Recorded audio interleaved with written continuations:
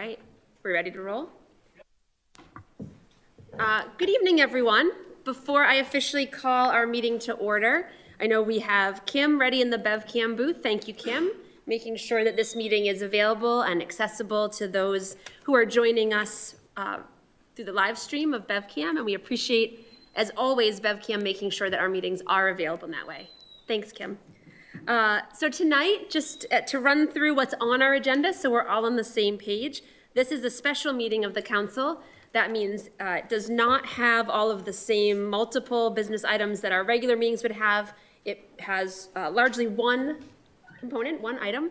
This is a continuation of a public hearing on order number 17 on the proposed upgrades to the HVAC system at the Beverly Public Library main branch. We're going to begin by continuing that public hearing. Members of the public who are here and wish to speak can add their names to the sign-up sheet that is on the table behind Councilors Feldman and St. Hilaire at any point, and we'll take speakers in the order that they are signed up. I do intend to have members of the public speak before we do further presentations, so we'll start with members of the public. And apart from that, we have just one other order.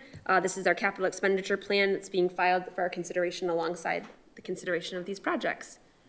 So with that, I'll officially call to order this special meeting of the Beverly City Council, Monday, April 8th, 2024, 7 o'clock p.m.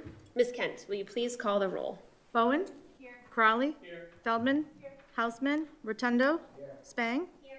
St. Hilaire? Here. Sweeney? Here. And Flowers? Here. Thank you, Ms. Kent. Councilor Feldman, will you lead us in the Pledge of Allegiance, please? Allegiance to the flag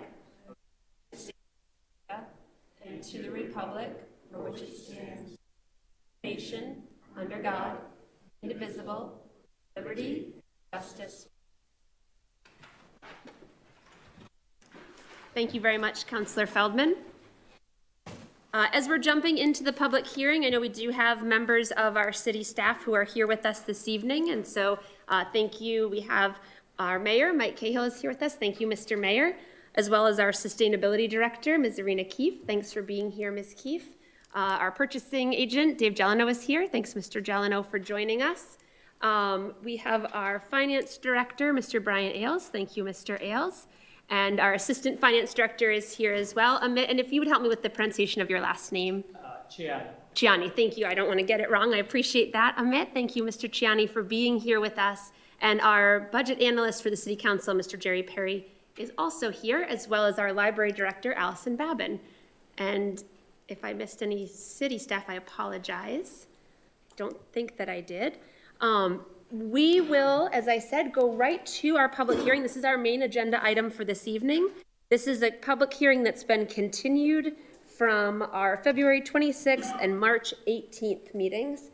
And this is, as I mentioned, on order number 17 for the council's consideration, which is on the proposed HVAC upgrades for the Beverly Public Library. Sure. Sorry, typically if we're continuing a hearing, Ms. Kent wouldn't necessarily read the order again, but I think because we're really in the depth of this and we have many members of the public following, we'll have Ms. Kent read the order. Thanks, Ms. Kent. Order number 17, request that the city appropriates the sum of $14,416,710 to pay costs of building and systems, construction, renovations, or improvements at the Beverly Public Library main branch, including site improvements and the payment of any other costs incidental or related thereto, and that to meet said appropriation, the treasurer, with the approval of the mayor, is authorized to borrow $14,416,710 under the pursuant of General Law, Chapter 44, Section 7, Number 1, or any other enabling authority, and to issue bonds or notes of the city therefore. The mayor is authorized to take any action necessary to carry out this project, including but not limited to applying for, accepting, expending any and all grants that may be available to the city to defray costs of this project. The amount authorized to be borrowed by this order should be reduced to the extent the city receives any grant payments or on account of such projects prior to the issuance of any bonds for related projects. And this was continued from February 26th and March 18th meetings. Thank you very much, Ms. Kent. So as I mentioned, we'll open up for members of the public first to give you an opportunity to speak and not have to wait. And then if members of the public need to go and get on with other parts of your evening, you're welcome to do so. But also, of course, feel free to remain with us for the duration. Thank you, Ms. Kent. So we will take public speakers in the order that they are signed up. Vice President Crowley will be our timekeeper in the interest of making sure that everybody has the same accessible and equitable amount of time to speak. We'll give 3 minutes to each speaker. If you hear Councilor Crowley's timer go off, if you would just draw your remarks to a close at that point. You don't have to cut off abruptly, but if you would please draw to a close, that would be helpful. And I'll apologize in advance for anyone's names that I mispronounce as I call you up. Our first speaker who's signed up tonight from the public is Joanne Panunzio. And if you would come to the podium and begin with your name and address for the record. This will be true for all public speakers. And then you'll have up to 3 minutes to address the council. Thank you so much. Thank you. I had to write it down to keep it under 3.5 minutes. I'm here as a private citizen, but I have some insight as to what's going on with the library building and the HVAC system, as I've been a trustee of the library for over 20 years. It's important to remember that the new section of the library is 30 years old. As a trustee, it seems like every other meeting is spent on the problems of the building and the HVAC system. Just in the past 7 years, both compressors seem to take turns dying and being repaired or replaced multiple times. 4 years ago, we learned that the compressors were working only at 50% capacity. Engineers and HVAC companies determined that the system needed to be replaced. The library has been used in the summer as a cooling center. However, Mike Collins has been known to come and tweak the system to achieve a relatively comfortable level. During the extreme cold just last year, the library was used as a warming center. Because of heat loss, the system could only bring the temperature up to 54 degrees. Multiple times, roof leaks are repaired by DPS, but not all of them are in their capacity to address. Winter Street entrance is closed multiple winters due to falling icicles crashing down and cracking the entrance glass portico, a major safety concern. And just at our last March trustees meeting, we learned that money had to be moved from the electric budget line to cover the rising cost of natural gas. The assessment of the entire building showed that to meet maximum effectiveness of any new system, sealing the entire envelope of the building and a new roof is essential. To that end, we need to think of this not as an HVAC project, but as a major renovation project. It is these significant renovations that are driving the cost up, no matter which HVAC option is chosen. I wholly support a decision to upgrade to a geothermal ground source heat pump system as opposed to an air source system. After attending the 2 meetings held in this chamber, I've learned a little bit about how such a system works and its benefits. Less greenhouse gas and heat emissions, the ability to zone areas for maximum comfort and needs of special spaces, like the Barnett and the Beverly rooms, which have always been a concern for us trustees, for preservation of the valuable treasures housed in these 2 rooms. It's 4 times more efficient, with less moving parts to replace. Starting at a consistent underground temperature in the 50s, ground source heat pumps give us a leg up in keeping the building, materials, staff, and patrons comfortable during extreme heat and cold. I would think the air source heat pumps, which uses whatever the outside air is, would strain harder to maintain a consistent, comfortable temperature. As you know, the cities of Beverly and Salem have established an agreement called Resilient Now, pledging to make energy-efficient upgrades to existing buildings in the face of the weather extremes that climate change is bringing. Personally, I think it would be embarrassing if we have this opportunity to honor the Resilient Now agreement with Salem and decide not to follow through with it. We also committed in that agreement to reduce greenhouse gases 50% by 2030, and 2030 is less than 6 years away. If not now, when? Thank you. And would you just remind us your name and address? Joanne Panunzio, 31 Old Planters Road. Thank you very much, Ms. Panunzio. I know it's a little strange because I always give away the name before you get there, but thank you. I will note that Ms. Kent, I now have the names that were already in the sign-up sheet. Ms. Kent has returned the sign-up sheet to its spot over here on the desk. So if folks are coming in and you want to add your name, please do, and we'll go and retrieve that when we get to the end of the list that I have in front of me. Our next speaker is Mr. Jordan Stutt. And again, if you would begin, name and address for the record, and then you have up to 3 minutes or until you hear the festive timer to address the council.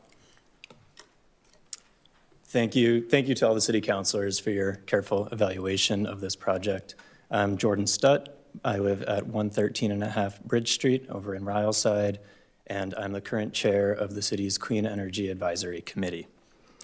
As many of you know, it is the Clean Energy Advisory Committee's stated purpose to advise the city and the city council on matters relating to clean energy, and we take that responsibility seriously. We've been engaged throughout this process, particularly over the last few months, to participate in the public hearings that you've held here and watch them online. Thank you for making that available. We've held a few meetings of our own focused on this issue, collected a lot of really fantastic intel, both from the city and their consultant team and other experts in this space, and called a special meeting last week so that we could vote on this and provide input to you all. I'm pleased to share that all attending members voted in support of the city's proposal on this project. I want to take a moment to share some comments from Fred Hops, who is the founding member of the Clean Energy Advisory Committee, and a current member as well, who couldn't make it tonight. With the help of federal funds in 1981, the oldest solar field in America was established right here in Beverly. The geothermal installation at the library is groundbreaking in a different way, and with federal funding for projects like this, we can demonstrate how other municipalities can become energy independent and reduce long-term operating costs. Along with the rest of the CEAC, I encourage the City Council to support this project. As noted, we all echo that sentiment from Fred. One additional thought that I want to wrap up with: when it comes to major investments in energy infrastructure in Beverly, it's absolutely critical that we always consider a zero pollution option. We cannot afford to leave any stone unturned when we're evaluating those options. In some cases, that zero pollution option will be a financial no-brainer. In other cases, it simply won't pan out. This falls into a third category where that return on investment might not be so obvious given higher upfront costs for the clean energy option. But thanks to the city's dogged work to track down every funding source from the state government, from the federal government, from National Grid to get utility incentives involved, it appears now that this is a very clear climate and economic win for Beverly. And again, on behalf of all the CEAC members, we respectfully urge you to support this project. Thank you again for your consideration. Thank you very much, Mr. Stutt. The next speaker signed up on our list is Dean Berg. And as before, if you would begin with your name and address for the record, and then you also have up to 3 minutes to address the council. Mr. Berg, thank you. Great. Thank you, Madam President and fellow councilors. Dean Berg. I live at 45 Neptune Street and here representing Green Beverly tonight. So many of you may believe that as representative of Green Beverly, my primary message will be of an environmental nature tonight, but I'm sorry to disappoint. My primary message is going to be one of financial in nature.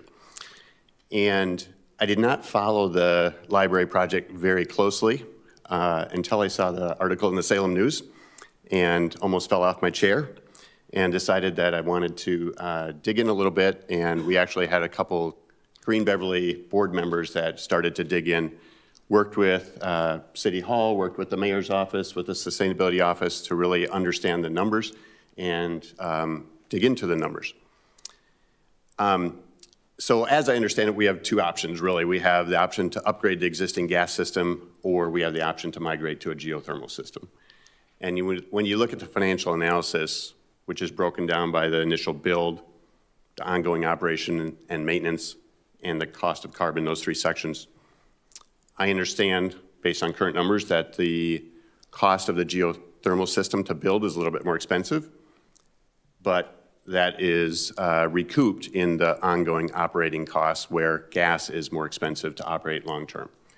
And I think, certainly I believe that we have to look at the life cycle of this project. We have to look at the 27-year span of this project. And when you look at that, those numbers are pretty much a wash, give or take a little bit. And that's not even talking about the cost of carbon. So let's talk about that for a second. I'm not going to debate the cost of carbon numbers. Those can be debatable. There are certainly different economists out there, different scientists out there that will put a different number on a ton of carbon. But what I will say is that there is a cost of carbon. And unfortunately, all we have to do is walk down the street to Lynch Park and we can see a good representative of the cost of carbon. And we all, unfortunately, are coming up with our own personal stories where we see the cost of carbon. So I'll close by saying, I think we as a city, as residents, we have a fiscal responsibility. We have an obligation to look at this from a financial perspective. As I see it, that's pretty much a wash. But then we also have an environmental obligation. And we have an obligation to our future generations. I would like to see my kids and my grandkids have a Lynch Park. So with that, Green Beverly fully supports the migration to geothermal on this project, and I thank you for your time. Thank you very much, Mr. Berg. Our next speaker signed up from the public is Jen Wallace. And if you two would begin with your name and address for the record, and then you have up to 3 minutes. Thank you. Jen Wallace, 34 South Terrace. Thank you for the opportunity to speak tonight. I'm really excited that you guys are holding 3 meetings on this really important topic. I'm here tonight to respectfully request that you not approve this project as it has been proposed by the mayor. I think one of the critical decisions is the ratio of the cost of this to the value of the building. The library is assessed at $6 million.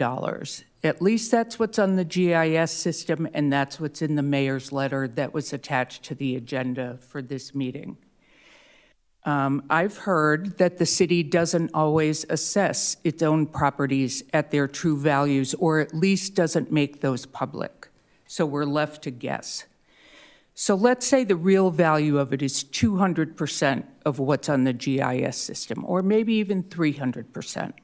So $12 million or $18 million.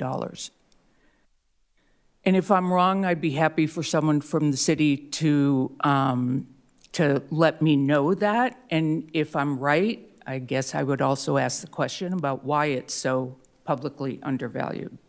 That said, in what world does it make sense to spend $14 million on a building worth $6 million, $12 million, $18 million? Pick a number. It doesn't make common sense. It doesn't make financial sense. I understand that Mr. Ailes and Mr. Perry have said that we're financially capable of taking on this debt, but that doesn't mean that we should. We can't overlook the needs of other city properties and spend so much money on one building. The senior center has for years needed an upgrade. The elementary schools, with Ayers coming first, each one of them is hitting their 25-year mark in the next few years.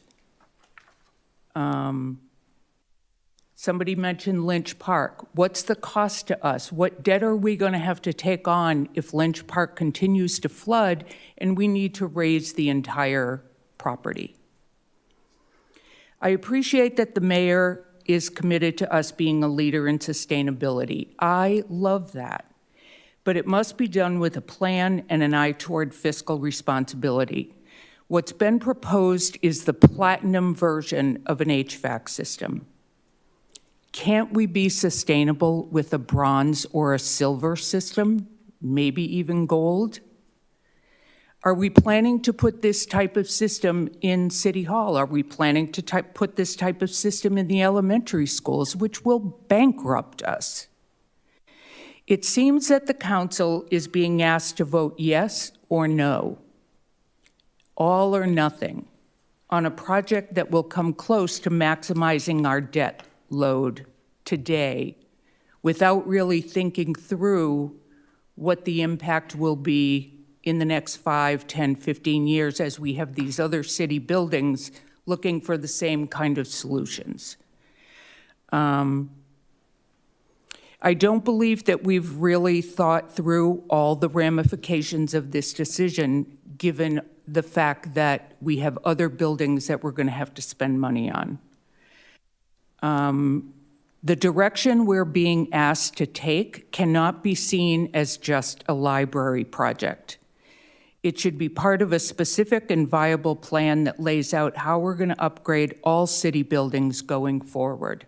Or are we saying we're just going to do it for the library? I don't think those things have been talked about enough with the public. Are we going to work towards sustainability leadership or risk our financial future by jumping in at the first chance with the most expensive solution? This decision affects the very real financial stability of our community, given the likely projects that are on the horizon. Please don't commit us to this solution tonight. Thank you. Thank you very much, Ms. Wallace. Our next speaker signed up to speak is Tony Musanti. And if you also would begin with your name and address for the record, and then you have up to 3 minutes, or when you hear the timer, to address the council. Thank you. Sorry. That's my beginning. Tony Musanti, 12 Willow Street. 18 million is just too much, and even the council was blindsided. This has been going on behind closed doors for 2 years and cost an exorbitant amount already.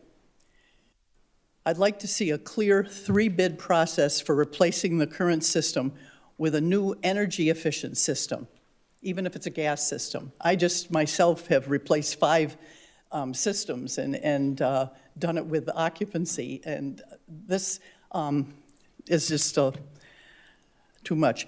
There is a built-in conflict of interest to ask those looking for business to do a comparative cost. Any system is going to need replacement before the 2050 energy goal. We just completed the middle school and police station. The National Grid work is endless and is everywhere. We're like rats in a maze trying to get around the city. All that patching is going to require repaving of all the streets. City Hall and McPherson projects will cause yet more disruption, as well as the bridge closing and rebuilding.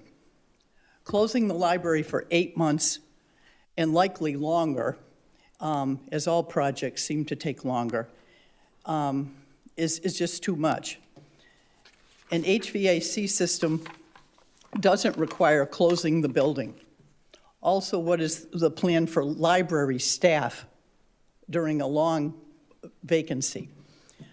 Other repairs can be done in phases and with less disruption. An example is the roof, which somebody mentioned over the entry door. Why wasn't that replaced way back when? I mean, I've been hearing about it for 20 years. I mean, as part of this project, it's just, to me, padding to make it more justified. Now suddenly, sorry. I feel that all the hearings are after the fact, and after a great cast are tokenly involved to placate the public and to give the impression that we're being listened to and that we're actually being given some consideration. This has been going on for 2 years before even the council knew about it. We can only hope that the council will take a stand, being that they were not involved in the process. I hope everyone doesn't fold as with the National Grid project. During the first 3-hour hearing, a parade of speakers gave their pitch for the bigger project with conflict of interest, in my opinion. Then the finance director tried to convince people that bonding was good. Just because it's possible doesn't mean it's something good to do. Just because we paid off some other projects. Debt is not good for the taxpayers. My taxes have gone up 42% during this administration, and my building's 60%, when Prop 2.5 would have been more like 25%. Our inflated assessments are paying for all this bonding. The bottom line is replace the heating system with a more efficient HVAC system and restore some sense of peace to the city. Enough is enough. Thank you. Thank you very much, Ms. Musanti. Our next speaker on the list is Jay Coburn. I'm sure you're getting tired of hearing me say it, but name and address for the record, and then you have up to 3 minutes to address the council. Thank you. Will do. Jay Coburn, 30 Princeton Avenue.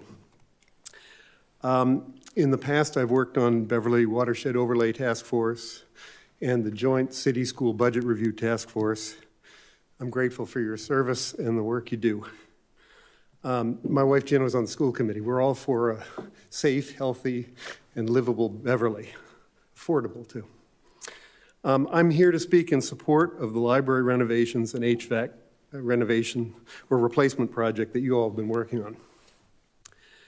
I understand the project began with a need to replace a failing HVAC system at the library, and that geothermal technology has been recommended by our team of outside experts to be both feasible and a preferred life cycle cost option. Their study also seems reports, and I've been plowing through all this stuff, but thank you, that there are a number of sustainability benefits, which include lower annual operating costs, significant reduction in carbon emissions, greater resilience to the increasing air temperatures, variance, highs and lows, that we get with climate change, and a longer lifespan to the mechanical components of the system itself. So things moved ahead with an existing conditions study that revealed a number of additional building improvement and maintenance needs, many of which would be required, it seems, for any of the HVAC replacement options to make them work productively. This study projects the total cost of the project to be around $18 million, which seems to be a huge step up from the $4 million estimate for HVAC replacement that this began with. But this higher cost seems to also reflect the work in addition to HVAC replacement that makes sense for a library project once we begin it. This happened to us in our church at First Parish. We went to install an elevator to improve accessibility. And like the library, the church is a beautiful old building. Old buildings need work, and it's hard to know how much until you start to get into it. And oftentimes, when you start with the feasibility, you don't start trying to estimate every last thing. So I get the idea of surprising rises in cost with projects that involve old buildings. I'm not sure we could replace the library for 6 or 18 or 36 million. So if we like it as a building, we're kind of stuck with keeping it up. And thank you for your job on that. So anyway, I also see that this is sort of the way this process works with the design of these projects in old buildings. So I don't fault you for coming in with a different number or whoever came in with a number. The reported story of this project has sometimes made it sound like the cost of the geothermal HVAC was underestimated at $4 million and then rose to 18. It looks to me like the initial valuation of options is still valid, and what you've got now is a full cost of what it takes to complete the project. I didn't mean to hit my limit. I see that cities made, I think, important commitments to carbon reduction. If we can't begin with this building where we've got literally millions of dollars in subsidies and incentives to help, where are we going to get these kinds of things that are also part of our future and our policy? So I urge you to have the courage to move ahead with something that may be unpopular with many, but will also be an investment that over the longer term, I think we can be proud of and happy with. The annual budget, the efficiencies of geothermal may give you some breaks in annual budgets in the coming year when all kinds of other costs are likely to be rising. And we don't have to buy as much fossil fuel or electricity because of an efficient plant at the library. Thank you for listening, and thank you for your time in support of the city. Thank you very much, Mr. Coburn. And then we have George Gomes is the next speaker signed up. Name and address for the record, if you would, and then you have up to 3 minutes. Thanks, Mr. Gomes. Thank you. George Gomes, 63 Bridge Street, Apartment 2. was going to write something all day and I never got to it, but it appears to me that, we have two separate issues here. One is sort of a project management oversight issue, and I think you guys are right to be angry about it, right? This ballooned behind closed doors, in meetings between consultants and city, officials, and it got a lot bigger than any of you anticipated when you did that first authorization. And I think there is a little bit of a pattern here, and there's a conversation to be had between the council and the administration in terms of how is that oversight function that you guys have, how is that being performed, and I think there need to be probably more regular checkups and more ongoing dialogue to make sure that you, and then by extension all of us, have a better picture of kind of what's going on, right?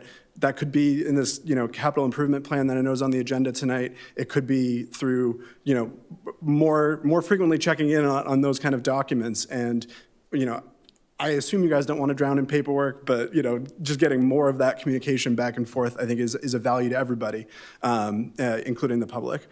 So I understand where a lot of the resistance is coming from on the council's side. But I also think you need to set that aside and have that ongoing conversation, in the context of the many needs of the city, and look at this project specifically. And I do agree with the speakers who, in pointing out, people are caught up on the geothermal thing, and I get that. But it is one small part of this project now. And the project on the whole is, I still believe, a good one.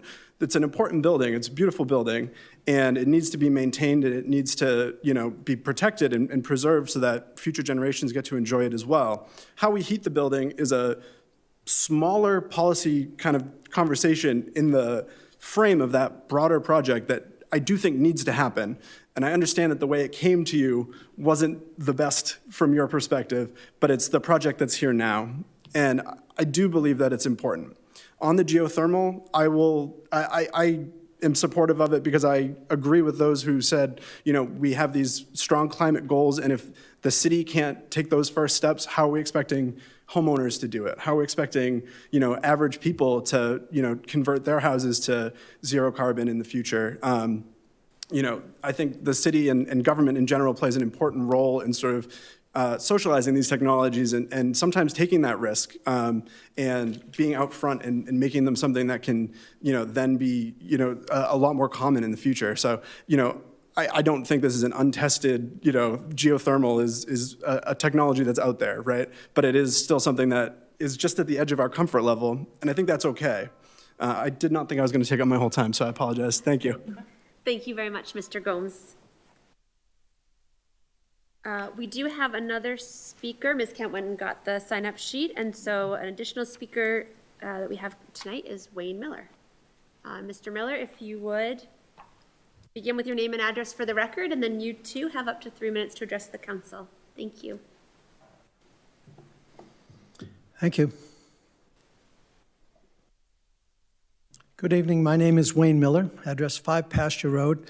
My wife and I have lived all of 7 decades each in Beverly. Our 2 children and 2 grandsons are all lifelong residents of Beverly. I served on the Master Plan Committee, the Climate Action Plan Resilient Together Committee. I've served on the Open Space and Rec Committee and the Planning Board, both for around a decade now. I also sit on the board of Green Beverly and have been closely involved with the Clean Energy Advisory Committee. I supervised purchase and installation of a geothermal HVAC system at my daughter and son-in-law's home on Boyle Street in Beverly, and have installed solar energy systems at their home and at my own. I appreciate the hard work councilors have done in gathering data necessary to make the responsible decision regarding HVAC system replacement at the main library.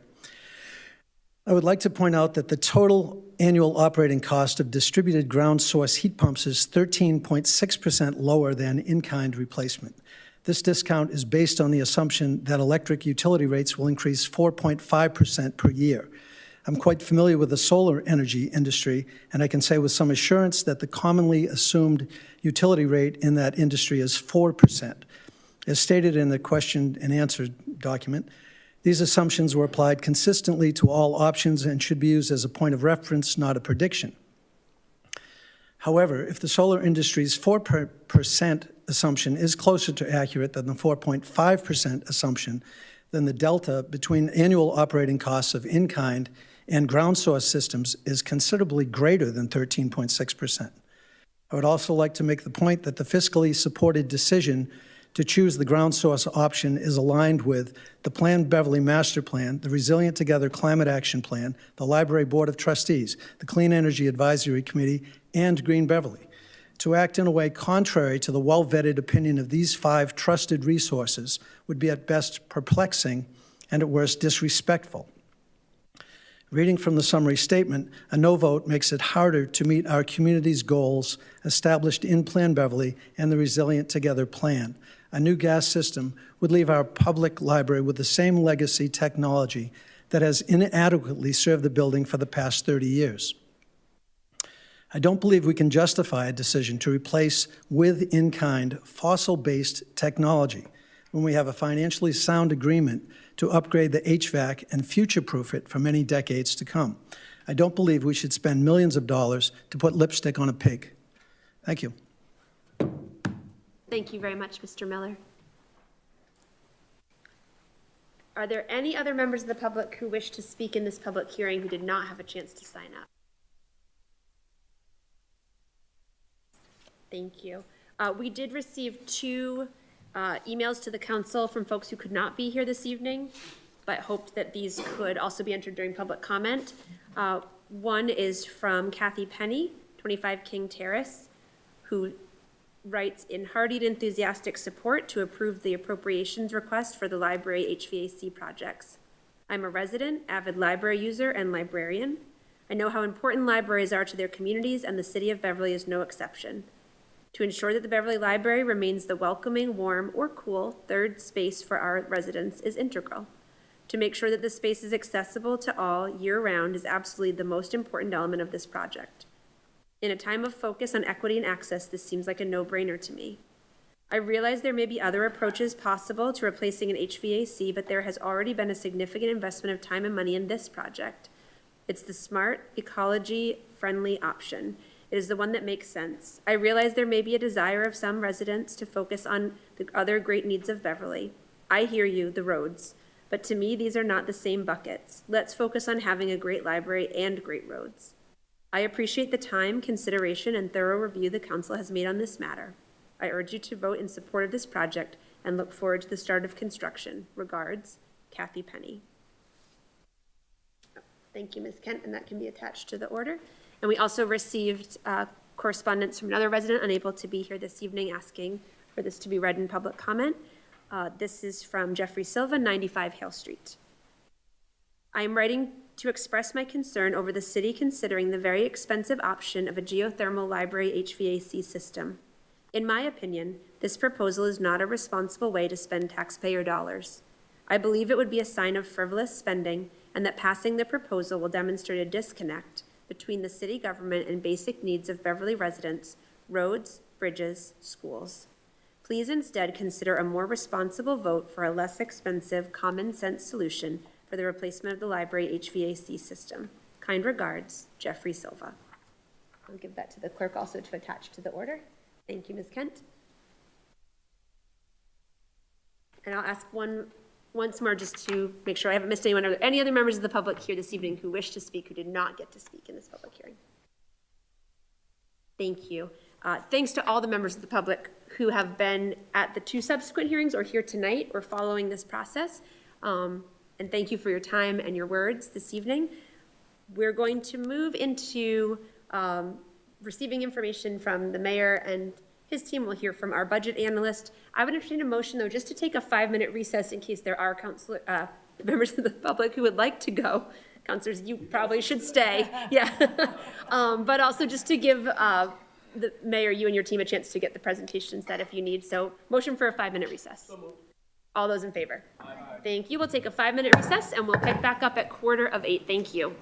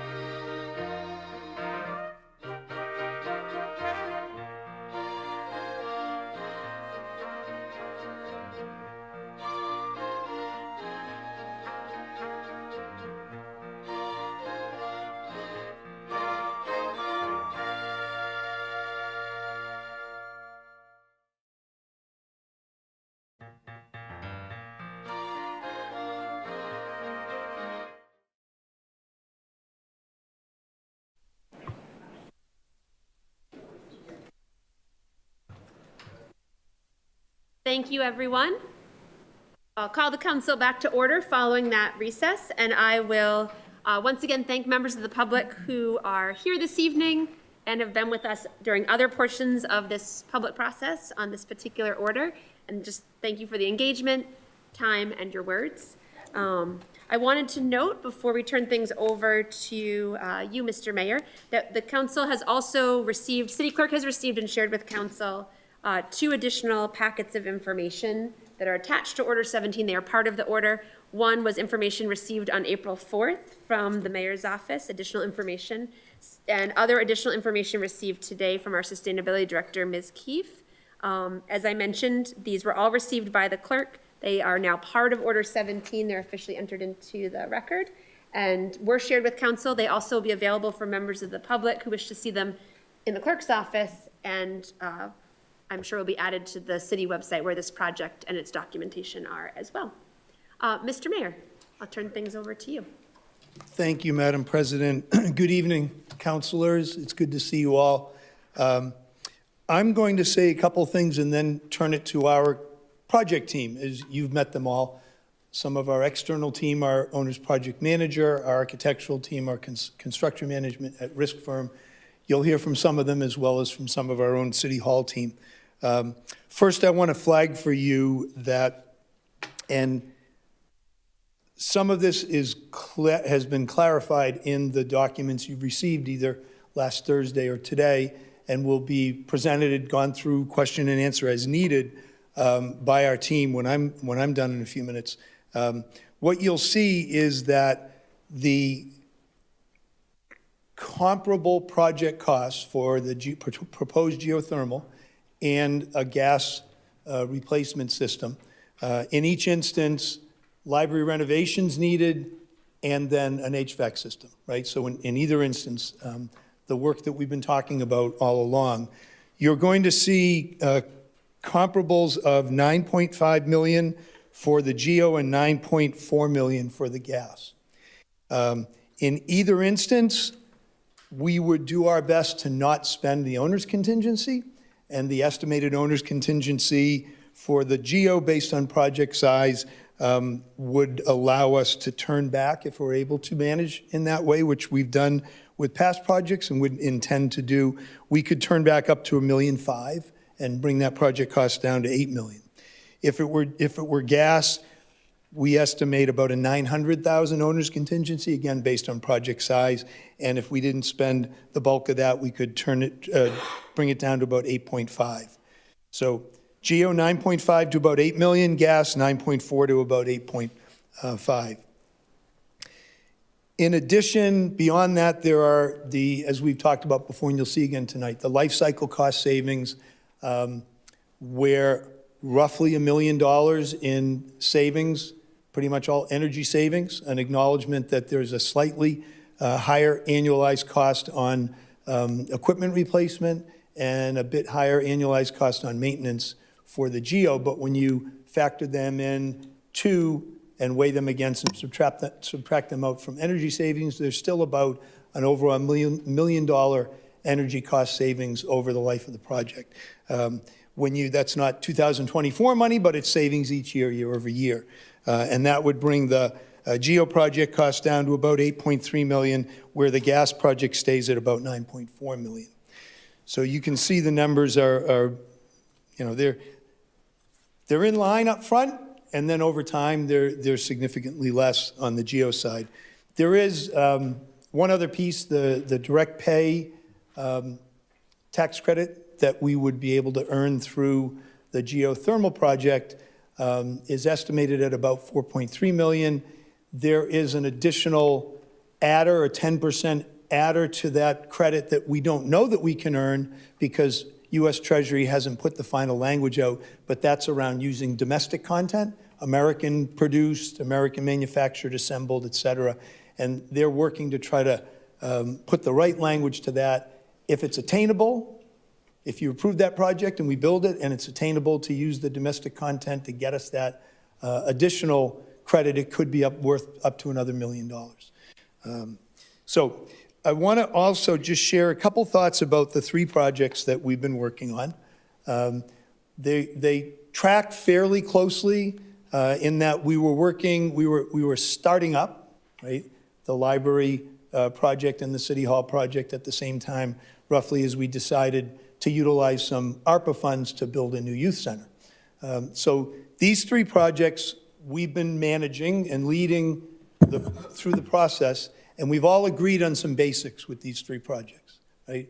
One is on the youth center. We're going to dedicate as much of our ARPA money as possible, and I think that number is about $5.6 million. And we were going to do our very best not to need to come to the city, right, to city funds, other than the ARPA that had already been dedicated for that project. So we've worked hard to keep that project where it needs to be. In addition, working with the Congressman's office, we spent the last year chasing a federal earmark. We didn't want to talk about it until it was real, but it has come through and it's real. And so there's an additional $1 million in federal money to help build the youth center. So that project will come in without needing to come back here and look for additional funds. And it'll give our young folks what they have greatly needed for some time.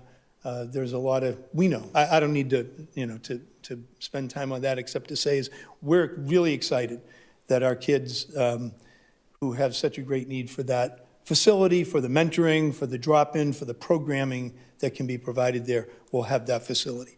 And we're able to do it as we targeted doing it, which is just using the ARPA, and now, as I said, with the help of the federal earmark. The City Hall, I just want to mention also that these three projects have been going through the early stages into the mid stages and getting close to construction during a time of historic, cost challenges. We have had, and they're not done, the global supply chain disruptions and challenges, which have made it hard to get materials and products and made them more expensive. That we've also seen this significant labor increase worldwide, regionally, locally, with projects. The middle school that we built in 2018 at a cost of $110 million, today comparable size middle and high schools are being built for over $400 million. So, almost 4 times as much. The police station that we built for $29 million, now, I don't want to overstate this because I don't know the details of other, local and regional projects, but we've seen other proposals on public safety facilities come in significantly above what we were able to build ours for. And in both of those instances, we built those buildings on time. We even, I think, were able to fast track and get into the police station earlier than we'd hoped, but we built those buildings on time and at or under budget. So, and that's been our commitment on these projects as well. So turning to the library and City Hall projects, we've talked from the outset that we would try not to need to look to bonding for the library project, right? That's been the goal from the start, with an understanding that if we needed to look to bonding in some way for the library project, it and the City Hall project would need to come in under $32 million of bonding, right? And so, so that was from the outset. And I'll say that as we stand here before you and we look at the projected cost of the project we're recommending, the geothermal, we can and we are committed to doing the project without borrowing, without long-term borrowing.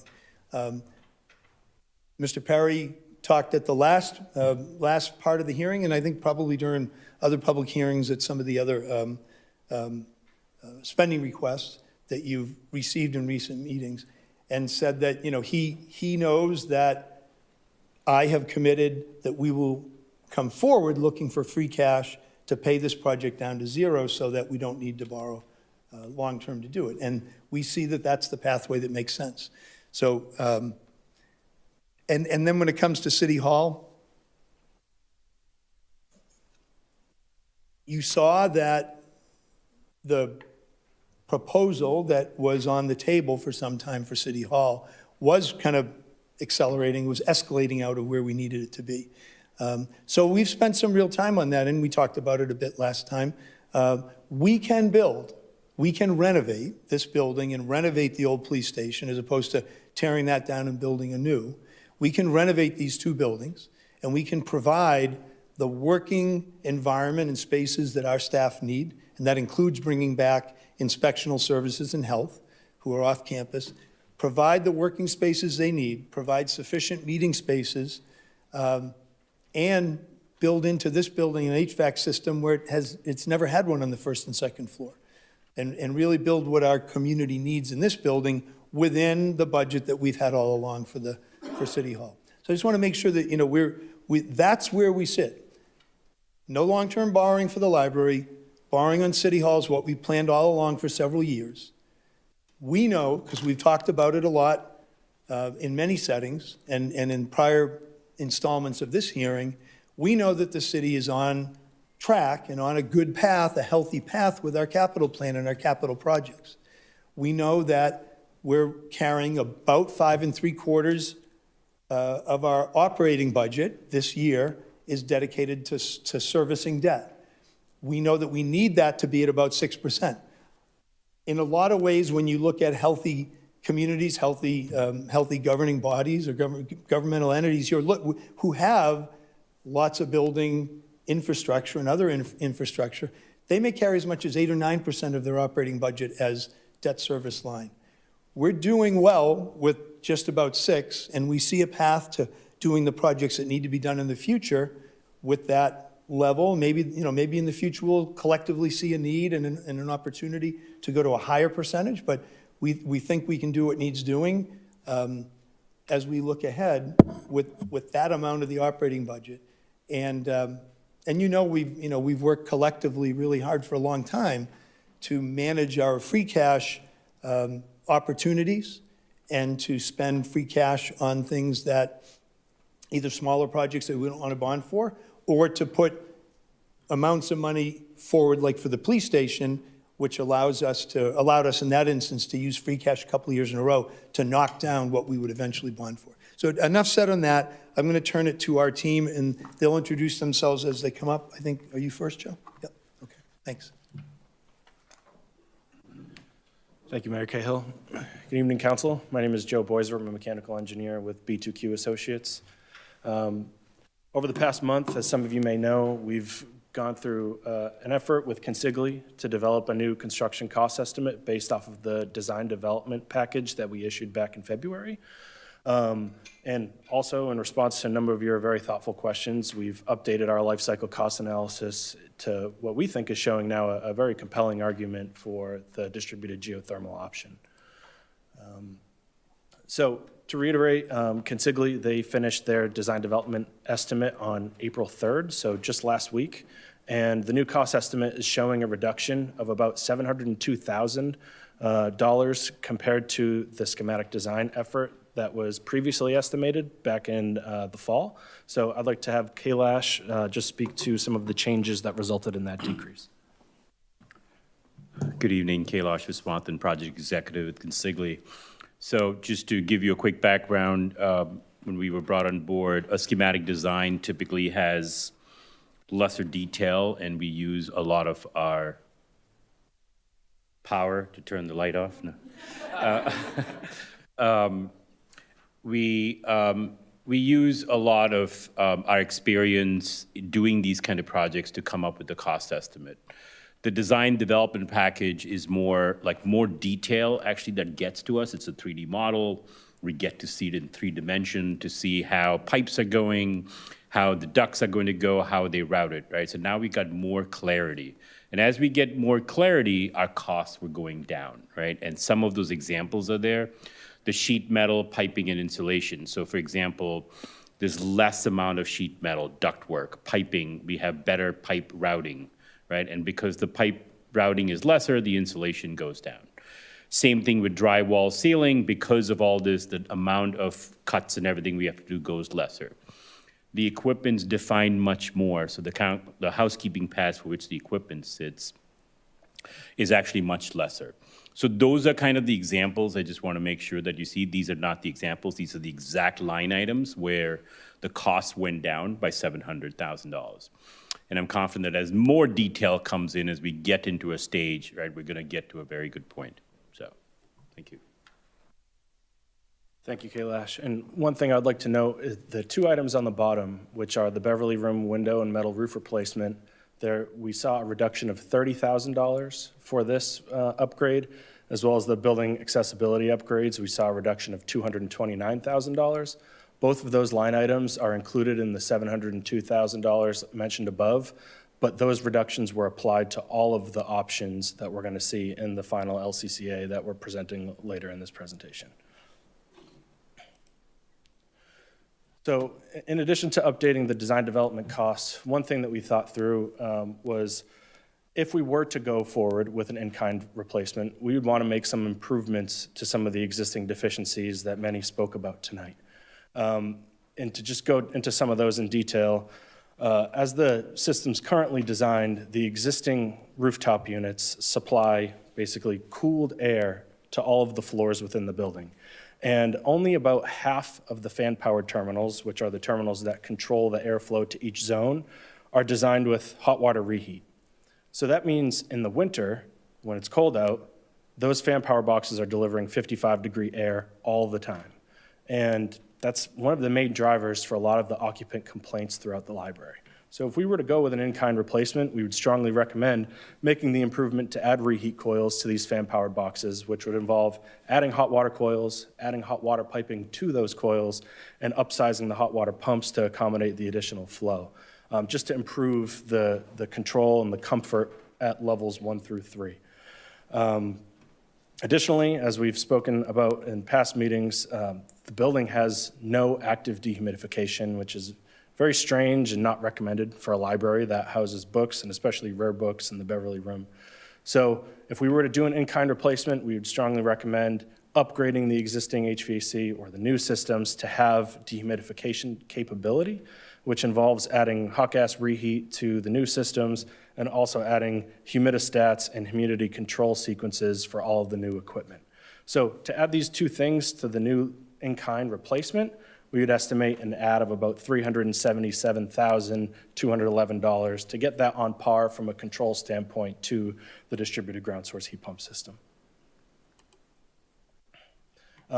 Additionally, the geothermal system, as you know, involves ripping up the existing parking lot. And after the well field's installed, we would be repaving that parking lot and restriping it with new parking spots that now meet the accessibility requirements of the Mass Architectural Access Board, and also replacing some of the curb and the sidewalk in order to create a new ramp for that parking lot accessibility.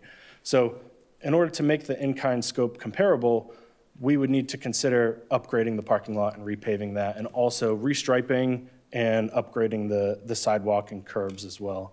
So that cost just to do that, if we weren't doing the geothermal, is $317,000. So one thing I want to point out is that by doing it with the geothermal, we're actually the city only has to pay for 75% of that cost, because a portion of it is paid for by the federal government as part of the IRA, the Inflation Reduction Act. So deferring that cost or putting it as part of the in-kind replacement, now the city would be responsible for paying the full amount. Additionally, as we've talked about before, utilizing the building as a heating and cooling center. Currently, there's only a life safety generator. There's no ability to run the full HVAC system off of a generator. So similar to what we've included in the scope for the geothermal upgrade, we would recommend including a connection point to pull up a trailer generator to run the whole building off of generator power, which would add about $30,756 to the project. Hi, I'm Tom Ellis, Owner's Project Manager. Joe went through and talked a lot about scope alignment, about trying to get an in-kind system designed to the same level that the ground source heat pump system is. And to do that will take a little bit of time, but also will require the design team to bring that design up to the same level that the ground source design is at level. So right now we're looking at that as being approximately 3 months to do that design, and that would be the increase in the soft cost for doing that and continue on with the project. Joe also, we've talked a little bit about the soft cost increase for the ground source heat pump RTU units and the air source heat pumps is going to be less, so that number would be in the $250,000 range. So there is some cost to do that at this point. We also have the alternative energy credits that were estimated for the air source heat pump have been updated in the numbers that will be presented for comparison. Again, we're trying to make everything at the same level of scope so that you clearly understand what one system will provide compared to the other system so that they are comparable. Thank you, Tom. Okay, with that, Irina, could you speak to the updates in the electric supply rate?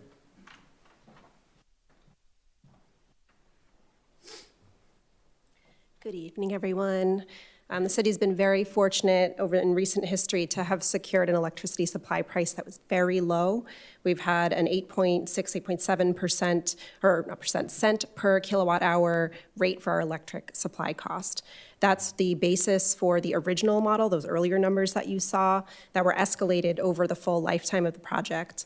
And just a few weeks ago in March, the city secured a new contract for 3 years. That will be the new basis for that assumption carried forward.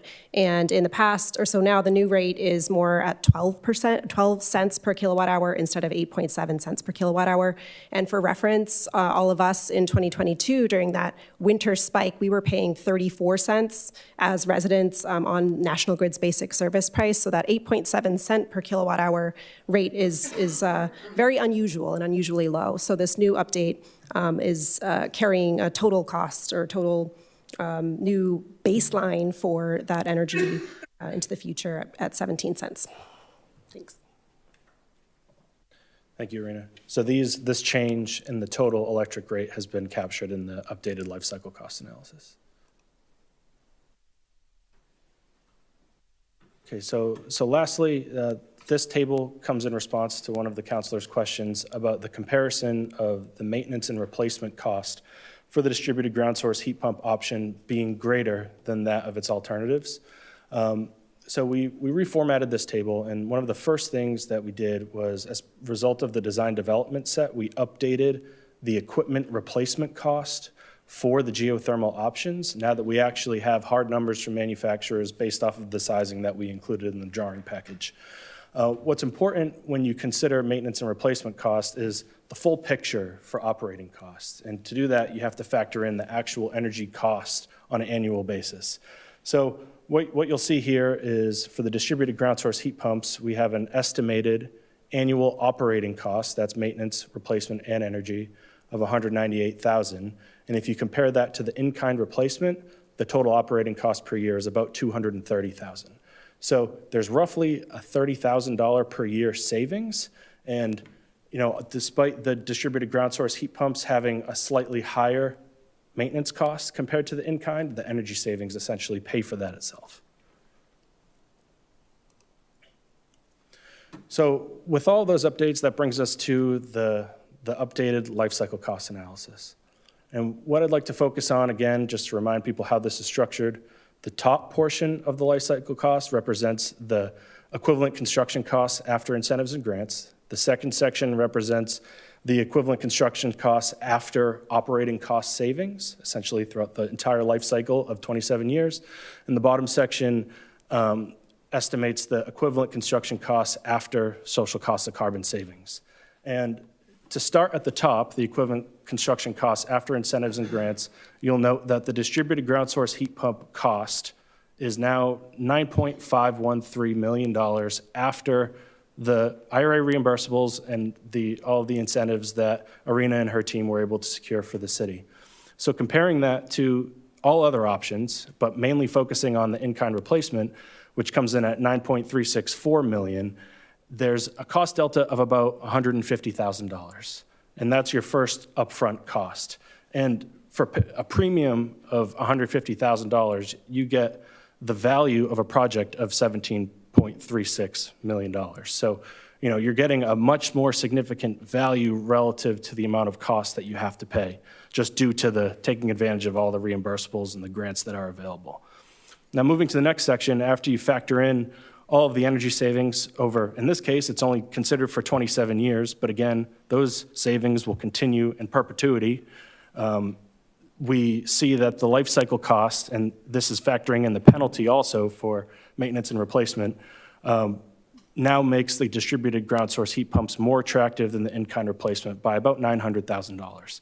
And comparing that to all other alternatives, which include the ground source heat pump rooftop units, and just to remind people, that was the more, that was an alternative that we had considered during schematic design to the distributed ground source heat pumps, just to evaluate what we thought would be more cost-effective.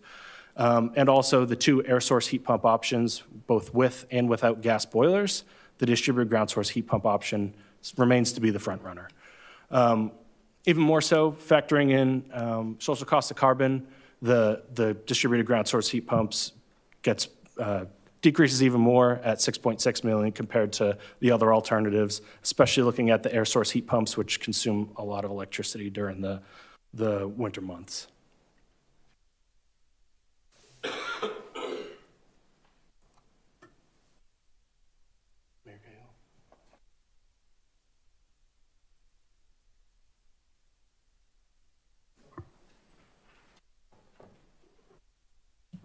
Is this my slide? Yeah. Okay, sorry. I think I did touch on this before. The point of showing those ranges, right, in two instances are the first range shows from the 9.5 or the 9.51 or 9.36, our attempt to turn back the owner's contingency in either instance, right?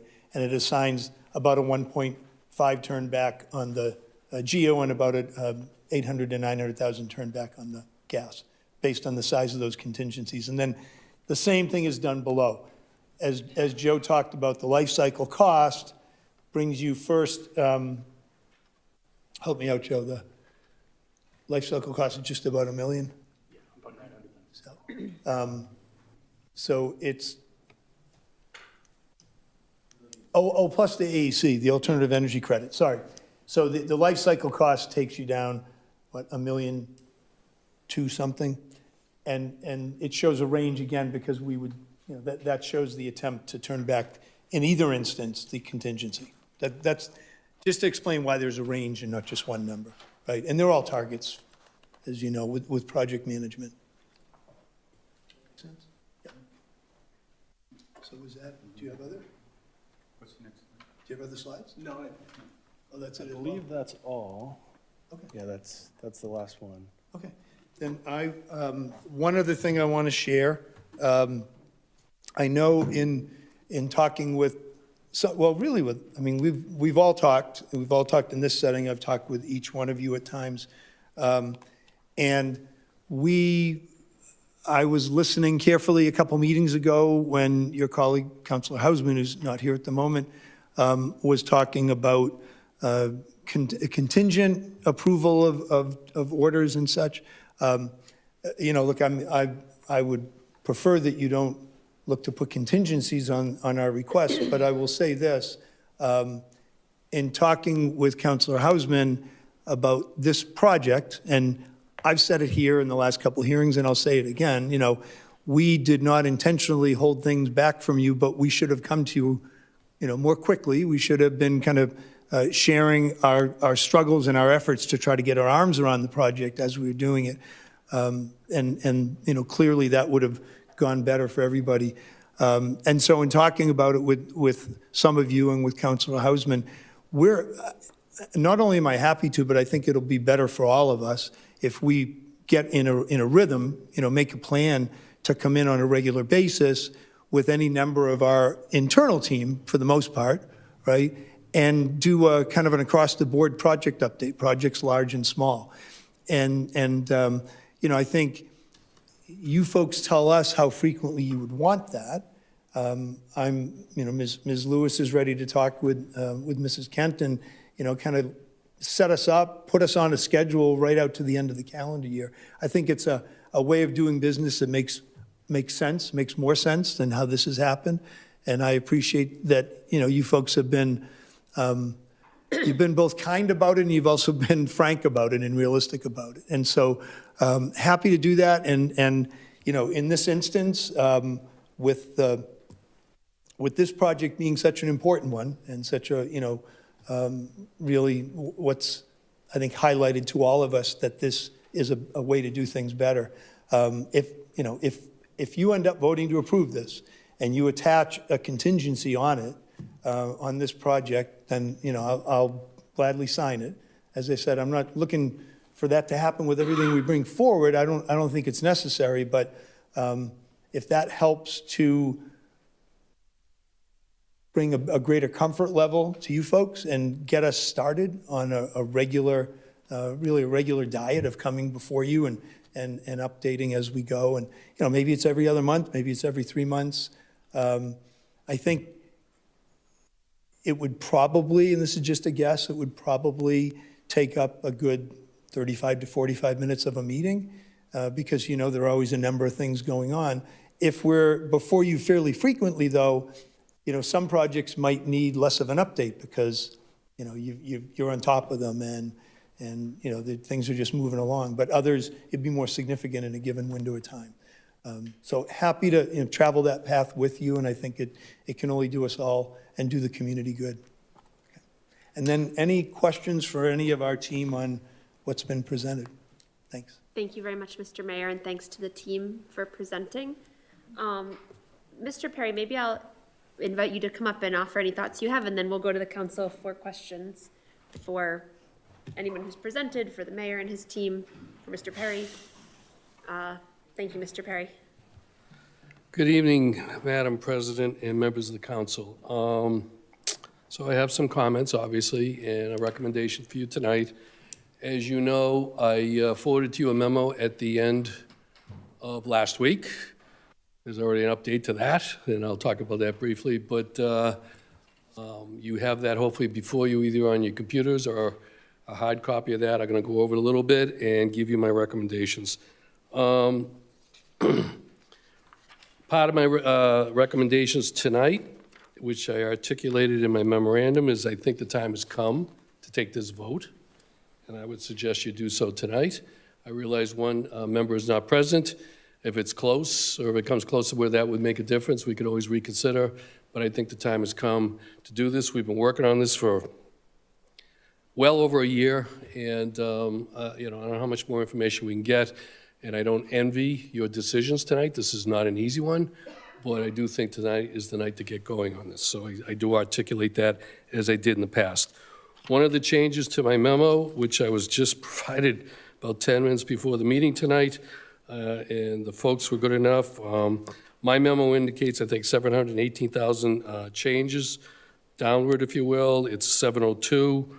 So the new borrowing number, which I'll get into, and I'm sure Mr. Ailes he's over there, but the new borrowing authorization, which I'll explain in a minute, is $10,518,655.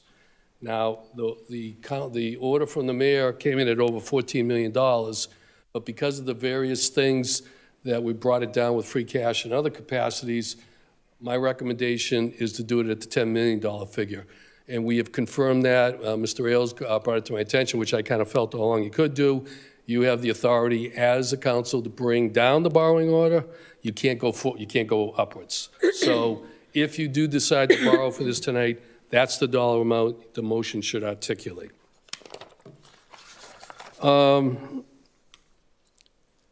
As your budget analyst, my role, and I've always recommended to you all to stay in your lanes.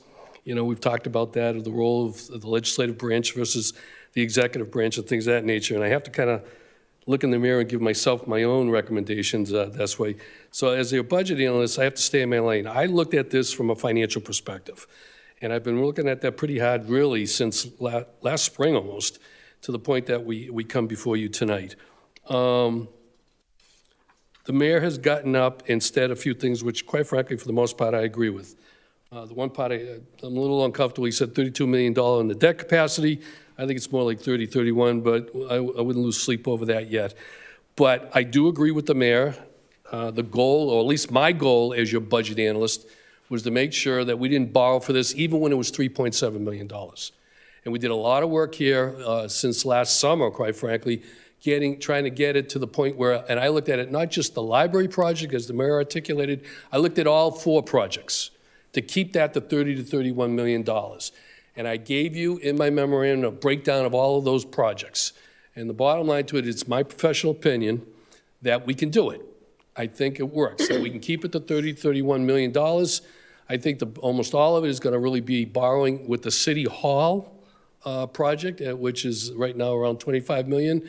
I agree with the mayor. He's talked about, I think it's about 6.5 to do the McPherson Center, and he can do that with ARPA, and he can also do that with the work he did with the federal government there with $1 million. The dollar store, you have that in the memo as well, and we talked about that last week. Looks like we can make that without a borrowing. And this City Hall, the library project, again, in my memo, you can see how it breaks down all the way through, with the exception with a minor change from 718 to 702, gets us to the point where I don't believe we can, will be necessary to borrow for that. So what that means is we can stay inside our debt capacity, which to me was very important. Now, I'm not going to lie to you. I think all of you know that. I've talked to all of you, and some of you numerous times on the phones with my one-on-ones with this. Up until about 3 weeks ago, I was opposed to this project. I did not think it financially worked. I thought we were jeopardizing the finances of the city, given what the mayor was proposing up until about 3 weeks ago. We had a very frank meeting in Mr. Ailes' office Friday. I think I got the date is in my memo to you. And the mayor came back, and I was told the following Monday he agreed with it. So the mayor kind of came around. We got on the same page. That's about the best thing I can tell you. And it was at that point that I felt we could financially do all 4 projects. And I do thank the mayor. He did get up tonight and articulated that he's committed to $2 to $3 million next year for this project should you pass it. And I think that that's necessary in order to make this happen financially. This is the same strategy that we did with the police station. When I got here in 2017, one of the first things we did was Mr. Ailes and it was like, I still tease everybody, it was like the Big Bang Theory. We got on the whiteboard, we started playing with numbers and how to do a police station, and we literally just did that. I even got a picture of it this time, how we did it again this time. We finally came to an agreement with how we can get there. It's a multi-year approach in order to get this done. You can't do it over 1 year. It's really almost 4 years to make this and all the other projects work. And it's very creative and unique in nature from a financial perspective in order to make these things work. And it's really a pleasure, quite frankly, as a longtime bean counter, to do this stuff from a policy perspective because it does work, and I'm comfortable that this would work financially. As I articulated also in my email, we have $18.7 million in the General Fund Stabilization Fund. That's your insurance policy. I don't think we're going to need it. That's my gut instincts. I can't guarantee things, but the bottom line to it is that is your insurance policy. If something goes sideways that I can never predict, and with the utmost respect to our friends here who are project managers and construction people, my biggest concern is just how long this is going to take. From my own experience, it just, no matter what they tell you, it's just always longer, and I think we have to plan for that because the longer it takes, certainly the more it gets expensive. But it is my view that we can afford to do this, we can stay within our debt capacity, and that the project works from a financial perspective. Now, the mayor talked briefly, I want to articulate, he talked about the contingency matter that Councilor Houseman did bring up a week or so ago. And yeah, I agree with, we need to do a better job of communicating back and forth between the legislative branch and the executive branch. And I'm pleased to hear the mayor's committing to do that. I think we need to improve in that area. But I do advise you not to do a contingency appropriation on the loan order. That will be complicated legally, and bond counsel is not going to be acceptable of that. If you have to do a contingency appropriation, do it in either the stabilization fund transfer or the free cash transfer. Do not, I advise you strongly not to put anything on that with regard to the loan order of $10-odd million. So the bottom line to it is, it is my recommendation to you from purely financial perspective to approve the loan order of $10-odd million. It works. I'm comfortable with it as your analyst, and I think it would, it'd be a good thing from a financial perspective. However, as I articulated also in my memorandum, there are some concerns that are policy driven in nature. And that's above my pay grade. And I understand, I've talked to all of you numerous times, and several of you are very much concerned. Some of those concerns from a policy perspective is it too expensive? I think, yeah, it is expensive. Is it too expensive? That's your decision. I don't envy that, but it is expensive. And I, like you, fell off my chair when I heard about it around last fall that it went up to $18 million. So that's something you have to consider. Some of you have indicated to me, is this the right priority? Should we be spending money on this project here versus other things, whether it's roads and sidewalks, whether it's other projects, whether it's schools? It doesn't, that's a policy decision for all of you to make. It's certainly not my role as your budget analyst to weigh in on policy. I'm certainly more than happy to, and I have chit-chatted with all of you about these matters. But again, those are policy issues you have to make. There's been the discussion, should we do the in-kind project versus the geothermal? You've seen the numbers. It's hard to follow it. I don't deny it. I've read every piece of paper thrown at me about this, but the bottom line to it is that's a policy decision. There certainly is merit for the climate change and all that kind of stuff, but I'm not going to lie to you. Can we afford geothermals in all these buildings throughout the city of Beverly? The answer is no, you can't.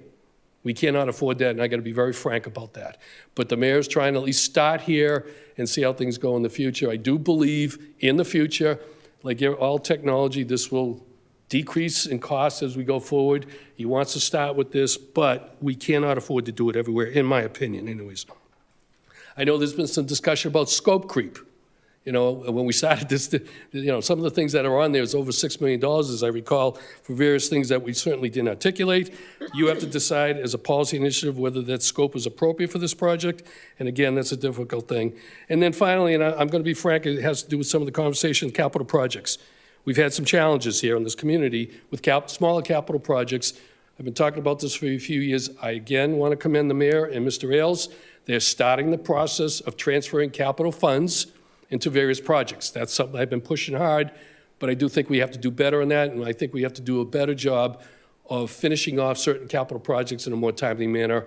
And I have some thoughts of that I've shared with the mayor in the past. We can continue those conversations, but I know that's of concern to many of you that I've discussed in my one-on-ones. And again, that's a policy decision whether you want to go forward with this project. With that, Madam President, members of the council, it is my recommendation that you borrow the $10-odd million. Financially, it's a good thing, and I think it works for the city.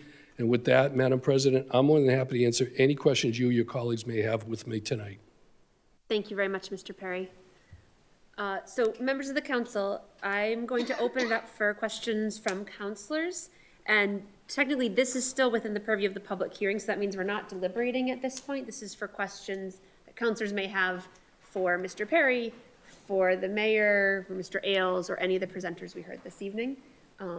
Councilor St. Hilaire. Thank you, Madam President. For you, if that's okay. Are we intending to vote tonight, or what is the process that you're going through right now? I think after the councilors have a chance to ask questions, then I would say the public hearing would be closed and we can begin deliberation and determine if the council is ready to vote. I have no questions. I'm sorry. Thank you. Is that helpful? Did I answer your question? Thank you, Councilor St. Hilaire. Councilor Sweeney. Thank you, Madam President, and thank you to the mayor and his team for providing this additional information. I do want to say it is frustrating that we're receiving these updated numbers at the 11th hour as opposed to earlier in the deliberative process. But with that being said, I have a question for the project team about the change in accessibility upgrade cost estimates. I know that in the report that was provided to the council in February with kind of an itemized breakdown of both in-kind and geothermal scenarios, the accessibility upgrades were listed at about $380,000 for both. My understanding is that those requirements are set by state law. And so I am a little surprised to see that the largest piece of that $700,000 in saving come from a reduction in planned spending on accessibility upgrades in the building. So is there anyone here from the project team that can answer what changed between that original $380,000 estimate and the reduced number that would probably be closer to about $150,000 to be spent specifically for accessibility upgrades? Yeah, that's a great question, and it's somewhat complex. So when the our accessibility consultant, Howe Engineers, surveyed the building and identified the 30 deficiencies within the building. Our first task was to figure out how to correct those. And for those that are too expensive to correct, should we go for a variance, or do we think that we're going to need to include that as part of the design package? So in order to prioritize those, figure out which ones to include and which ones to go for variance, we had to come up with a conceptual means to address them. So a good example is the front entrance. There's curved staircases, which are no longer allowed per the Mass Architectural Access Board. So we're going to go for a variance against those curved staircase because it's excessively costly to improve. And as a compromise, we're providing new handrails and extensions to make it more, I guess, accessible for patrons that can't actually use the stairs. So we conceptually came up with solutions that we thought would work, but now we've incorporated them into the design documents and actually really fleshed them out and thought through what it's going to take to incorporate those. So the initial estimate was based off of a conceptual idea for what we thought it would take to improve them, whereas this estimate is actually based off of scope that's now indicated on the drawings. So it's more clearly defined. Okay, thank you. Thank you, Councillor Sweeney. Councillor Bowen. Thank you. I had the same question and another question, or several questions from tonight's presentation, and a few other questions that have been building over the last couple of months and not yet been answered in the public meetings. I know we do all individually also have the opportunity to ask city staff for updates individually. I know we've been getting materials just directly by email outside of these meetings. But I think it's important that we ask the questions in the public hearings as well. So apologies if some feel repetitive to people who've already gotten these answers somewhere else. But one question I had on the updated life cycle cost analysis, the calculation of energy cost savings escalates the cost per year that we'd be paying for electricity and gas. Do the costs for maintenance and replacement escalate similarly, or are those just sort of a pinpoint estimate multiplied by 27 and then discounted? Amit, can we pull that slide back up? And I ask because they sort of operate in different directions for that's also a good question. So we included different escalation rates. So first part, yes, everything is escalated over the course of the life cycle cost analysis, and the rates in which they escalate are different.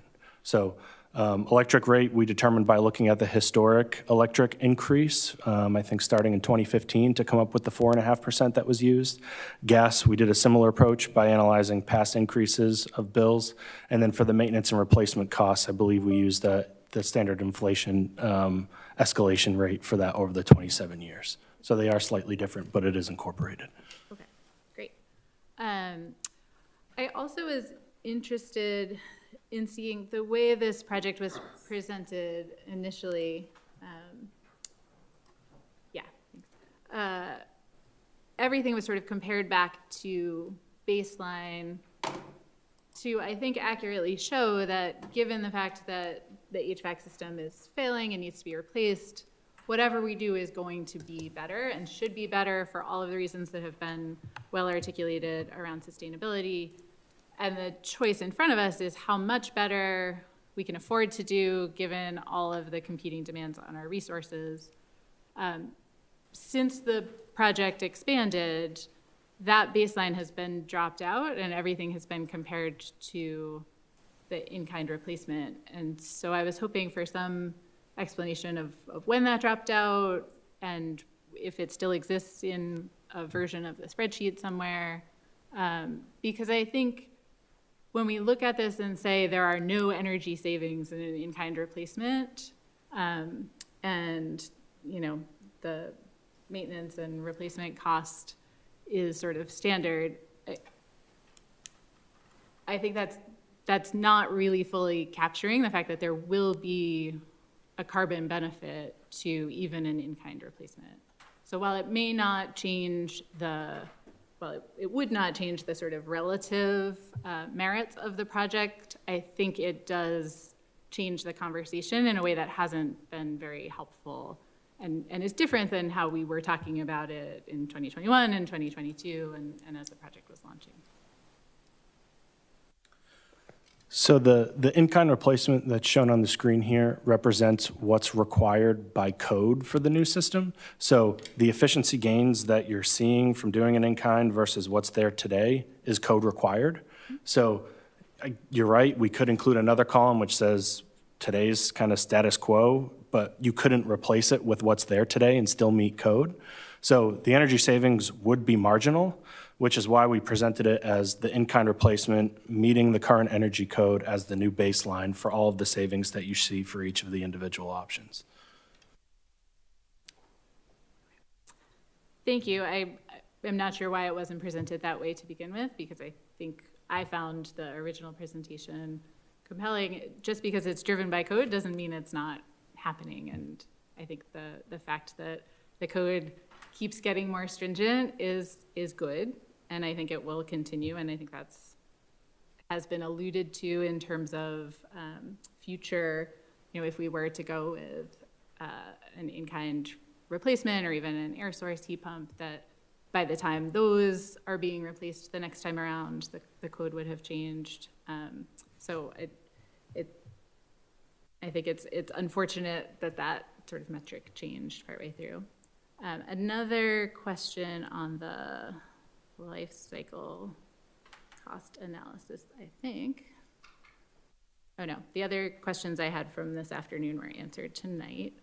I did want to ask a little bit about the sort of sunk costs that will be lost if we make any changes in the project now around design because of how far down this road we have gotten.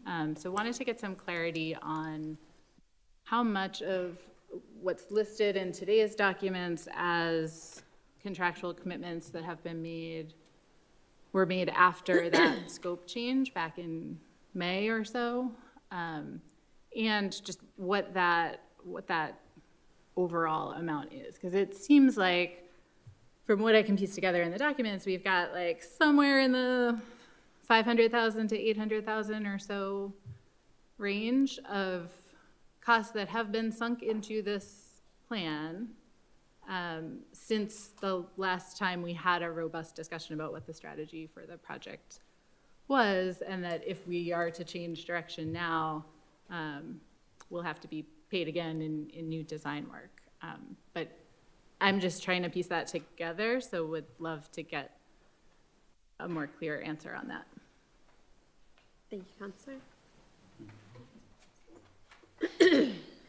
Yes. I don't know if we can go to we talked a little bit about the soft cost increase, to get to an in-kind system.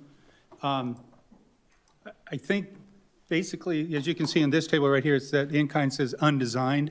So to get the in-kind system to a design development level would take, about 3 months to get to that point. I don't think there's, the money that has spent so far has gotten us to the point where the distributed ground source heat pump system is designed to a DD level, and it's got that included in there. Along the way, there are a lot of forks in the road of the design, and so we made decisions to move forward. I think the point here is to consider a in-kind replacement with upgrades to do everything we did on this, described on the scope alignment would take about, said 362,000. So I think that's the additional cost to get that design equal to where it is right now. So. Okay, so those costs have been included in the increase to the in-kind replacement. Right. Okay. And I'm trying to find which of the documents had that listed previously, because I believe it was higher. So if that's come down, then that's encouraging. But the other piece of that question is just sort of how many of those forks in the road that we are now contractually committed to have happened since, January 2022 or January 2023 or May of 2023 when we started seeing these things. It's very difficult to kind of go back and look at the whole design process because it is looking at a number of different options concurrently and making decisions going forward. And I think the overall goal as we were working on this was to really try to reduce the difference between the different options and really try to tighten that effort, and that's what we did. So I think all our efforts were trying to look at those systems and try to get them as close in terms of the delta between them so that it could be an economical system to move forward on. So I don't know if that answers your question. I think, so as I said before, if you folks approve the proposed GEO system and set of renovations to the library, the effective cost to Beverly taxpayers because of all the revenues we brought to bear peaks out at 9.5, and we're trying to work it down significantly from there. I think what Counselor wants to hear, Tom, is if the council voted no on the GEO and said, I'm back with a gas proposal, we've shown them a projection for additional costs to bring a gas design up. Counselor's asking, what have we spent to date to design for GEO that is spent and, as you said, sunk, right? If I may. Yes, and I think part of what I'm getting at is, and I did find it was page 26 of the February document, 30% of that. where it said, as part of the previous estimate, so not including the additional soft cost update tonight, but before that there would be remaining costs of, repaying the construction manager estimate in kind, sort of repaying designer estimates, repaying OPM estimates. So just sort of how much of that was still on the table and could have made this number even lower if we were having this discussion 6 months ago or a year ago. Because to now compare the two overall numbers, where one has already gone really far down the path, which then adds costs to get the other one up to the same level, feels like a little bit of apples and oranges. So at the point in the fall where the numbers from the various pieces to the project came in higher, we would not have been ready to make a recommendation at that point. So I understand what you're asking because we've all talked about the need to and the commitment going ahead to be more connected as we're working on projects. But at that point, we still wouldn't have been ready to make a recommendation between two or more options. So we still would have been needing to spend additionally to get to a recommendation. Okay, if I may, I believe it was May, not September, that the cost estimates came in, if I'm reading the timelines correctly.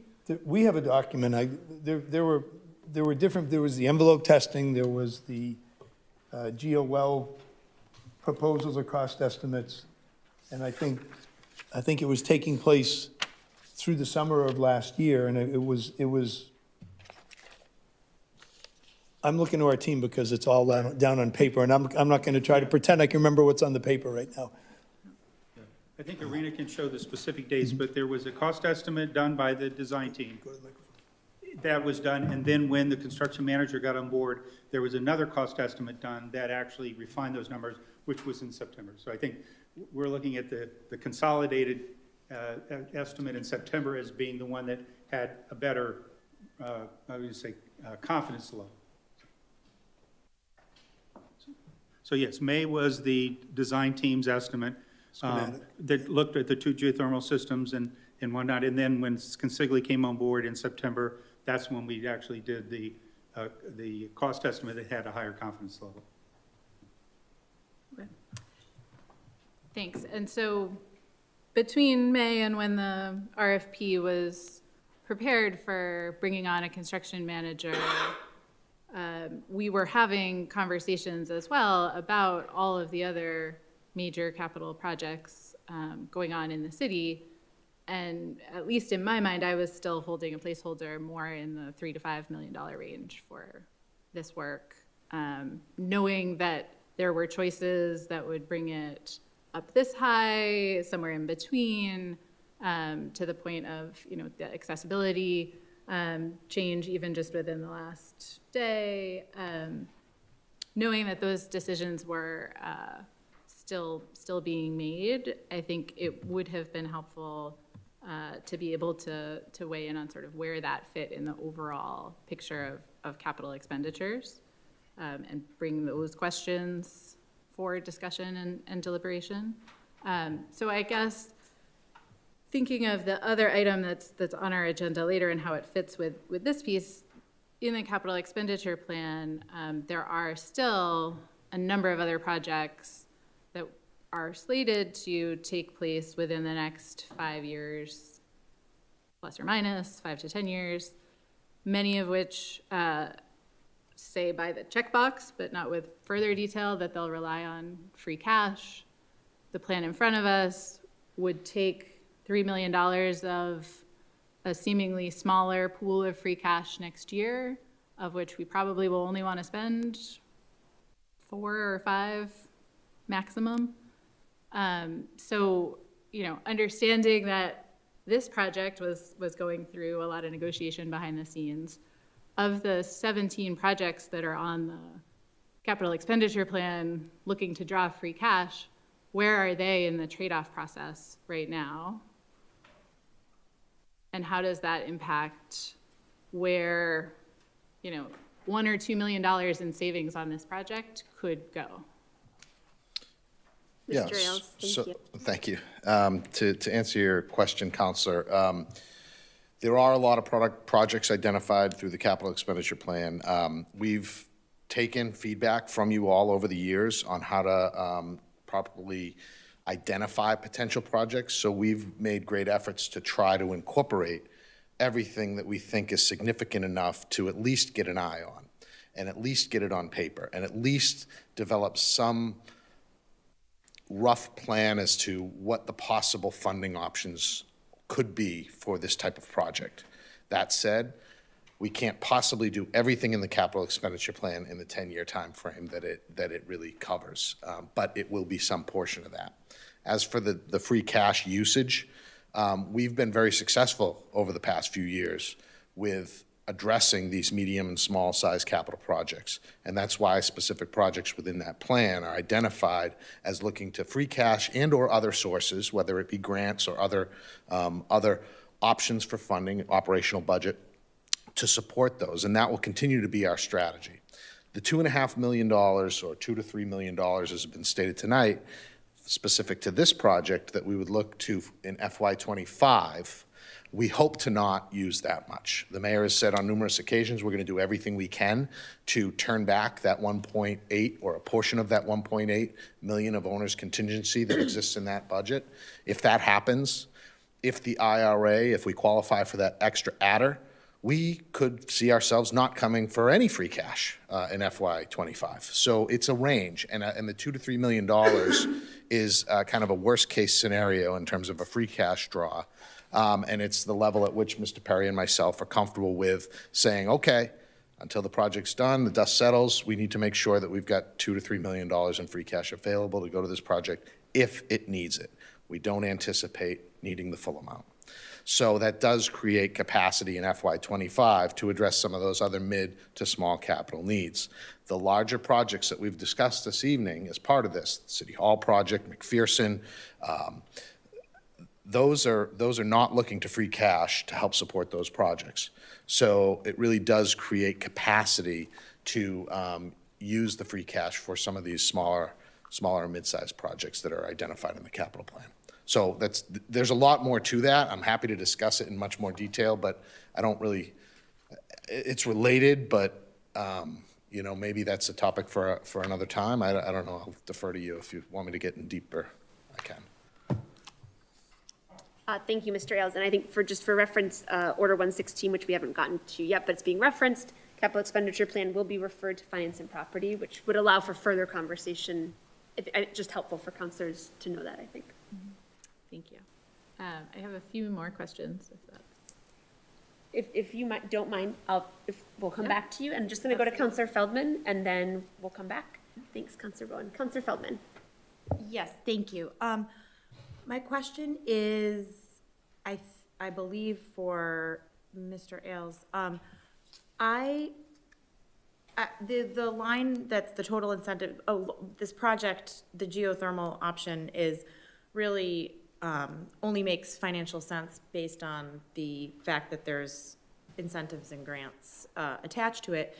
And it was referenced before, somebody said that the incentives and grants that we've secured, I just wanted that number, the $6,833,000, how much of that is guaranteed? How much of that is because that's a big factor, and there's a couple of them that are in there based on, it goes from federal to state, to local and outside sources, and, when one of the line items is like an earmark, it can be a wild swing in terms of what's guaranteed. Thank you, Counselor. So if I understand correctly, you were looking for what the total amount and the different aspects of the fundings were for the earmarks and the grants, correct? No, I know the amounts. I just want to know how much is guaranteed. How much of that is secured? How much is that is secured? Do Okay. we know our actuals? Yep.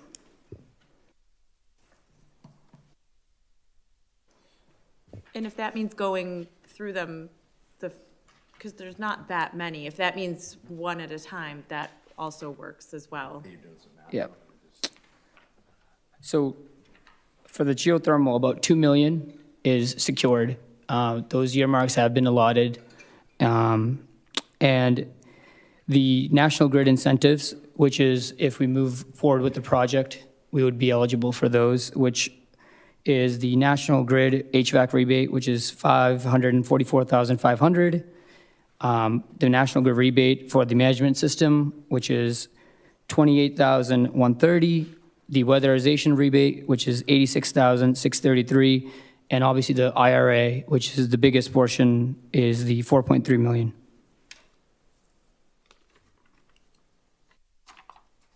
So if I could just add,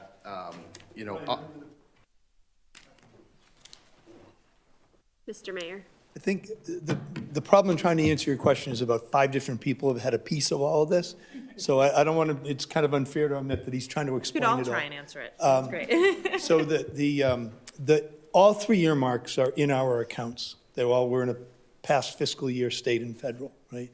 The Green Communities Grant in our accounts, correct? Already received. I want to ask Arena to talk about the work with National Grid on a few fronts, because she's been more involved in that from the start. So the National Grid weatherization rebate, these are rebates coming from National Grid, right? So once the work is complete, we can file for them, but we have approval letters for both the weatherization scope and the building controls, which is the National Grid Building Management System rebate. The HVAC rebate, we will have our commitment letter as soon as that package is finalized, but that's ours. We are eligible by just the system that's being proposed and the capacity of the system. So those rebates are also secured. And the use of our unbilled credits too, that's money that we have, same with the streetlight incentive payments that we can apply to the project.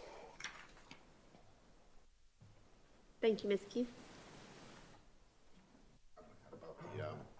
And about the IRA tax incentive, we consulted with Deloitte Tax Consulting, national company experts in the field, to review the specific cost aspects of the proposed design, geothermal, to determine what aspects of that were felt to be eligible for the tax credit. So they basically did a mock run of a tax filing, if you will, for the project to determine that 4.3 number.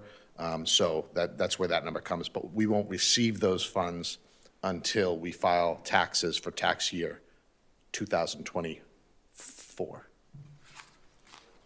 Thank you, Mr. Ailes. Counselor Feldman, does that answer your question?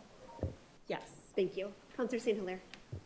So just to confirm, the 4.3 million IRA money has not been secured. It's not in our account. It's a projection of what we expect. Mr. Mayor. Thank you, Counselor. As we've talked about this at every meeting, and we've brought forward to you more and more information, and we've gotten a greater and greater sense of confidence about the program, right? So Deloitte, as Mr. Ailes said, has taken all of our financials and they've run it through, look, they know what they're doing because this is an investment tax credit, right? They do this all the time in the tax-paying world.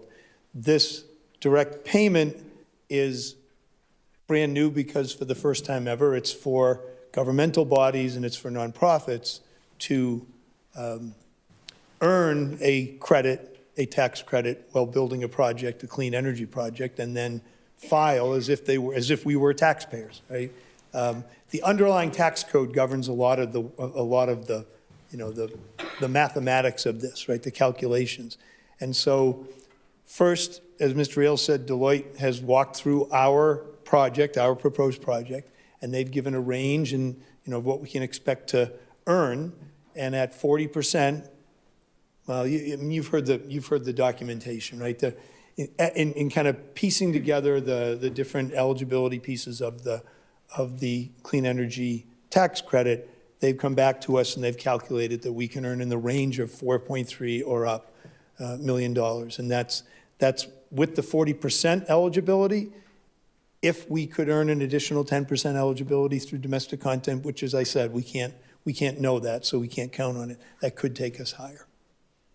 And in terms of, you know, whether we should be confident in not just the number, but the reality of it, we presented to you an email I received from U.S. Treasury recently, which documented the over 500 entities, eligible entities, who have filed or pre-filed, depending on the tax year, whether they already built it or are building, for over 45,000 eligible projects.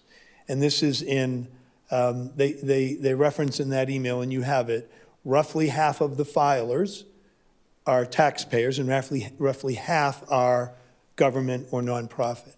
So the uptake is wide and deep, and we also presented you some RFPs at the last meeting that Deloitte had responded to of different governmental entities that were looking to procure direct pay tax services for clean energy projects they wanted to build. And that included RFPs from Massport here in Massachusetts, from the SUNY State University system in New York, from a significant-sized wastewater treatment district in Utah, and from the county of Miami-Dade in Florida, all doing the same work, all, you know, looking to earn and apply for and receive direct payments through the IRA. Thank you, Mayor. Thank you, Counselor. Counselor Rotundo. Thank you, Madam President. Just to kind of listen, it's been a long process, even the last 3 hearings. Can we remind us on what is eligible for the in-kind system on these earmarks that we have? I mean, we're talking about the geothermal, but let's hypothetically say that it does get voted down and you're coming back. What are actually eligible from that earmarks that are there now? Thank you. Thank you, Counselor.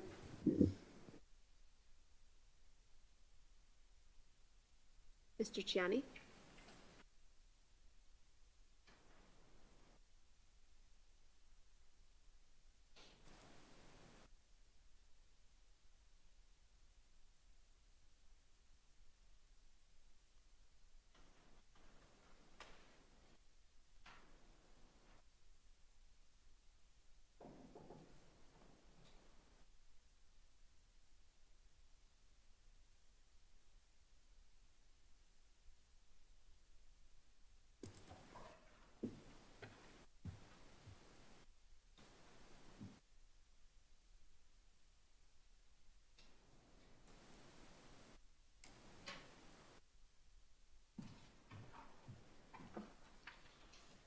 So for the in-kind replacement, with all the grants, earmarks, and incentives and credits, we're estimated about $2.3 to 840.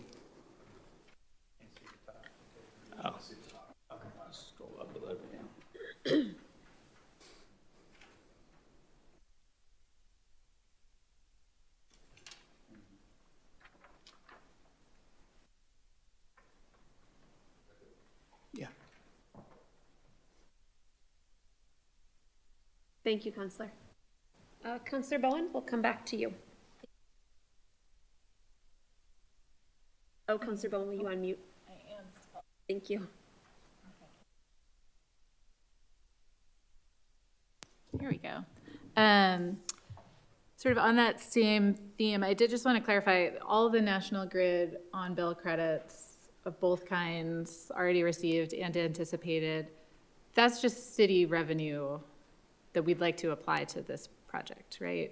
And could be applied to fire station work, senior center work, electrifying the fleet, any other priorities, sustainability or otherwise. They're just city revenues, right? Counselor. Could we get the big spreadsheet with all the colors on it? Yes. The big spreadsheet with all the colors on it? If I may. Yes, Counselor. Yeah, I'm actually not asking about the broader financing. I'm just specifically trying to get clarity on, we've seen the National Grid credits show up on a lot of the different documents. And because I'm really approaching this project from an opportunity cost perspective as well as a cost perspective, I'm thinking about what are all of the sources of funding we have for capital projects, and which capital projects do I hear the most about, care the most about, want to see happen, and what's the trade-off of spending available funds on this project as opposed to this project and other projects, or just other projects. So the million plus of National Grid credits have not been explained very clearly, so I'm trying to get clarity on what those are and what restrictions there may be on how we spend them. Because it seems like they're payback for previous projects we invested in and/or other things that are currently in our general fund or we're anticipating will land in the general operating fund and can be allocated either through free cash or some other. So I'll say a couple of things, and then Ms. Keefe will take over. I asked for this to be put up in part to clarify the answer to the last question, because if you look at the total incentives and grants, second line, 6.833 million of total incentive and grants that are for which the the proposal we're asking you to support are eligible. You look all the way to the right, and the in-kind 1.3 of that 6.8 can be applied to any project, which would include the gas replacement. I will tell you that there's the 295 number, which was what we overpaid National Grid for our streetlights for a couple of years, because they took quite a long time to adjust all the billing after we installed the LED streetlights and started saving energy use. So they owed us that. That's now went into our general fund. We came before you to ask you to approve. So that came into the general fund. And in recognition of that, and that having been generated through a cleaner energy use, a more energy efficient use, we asked you folks to approve an identical amount to put towards this project, right? That's one. The other pieces they aren't in the general fund. I don't believe they'll go there. And they're a buildup of credits that Ms. Keefe spent a lot of time negotiating with National Grid to get their approval in a one-time fashion to turn and put those credits to this project. So I'll let her elaborate on that.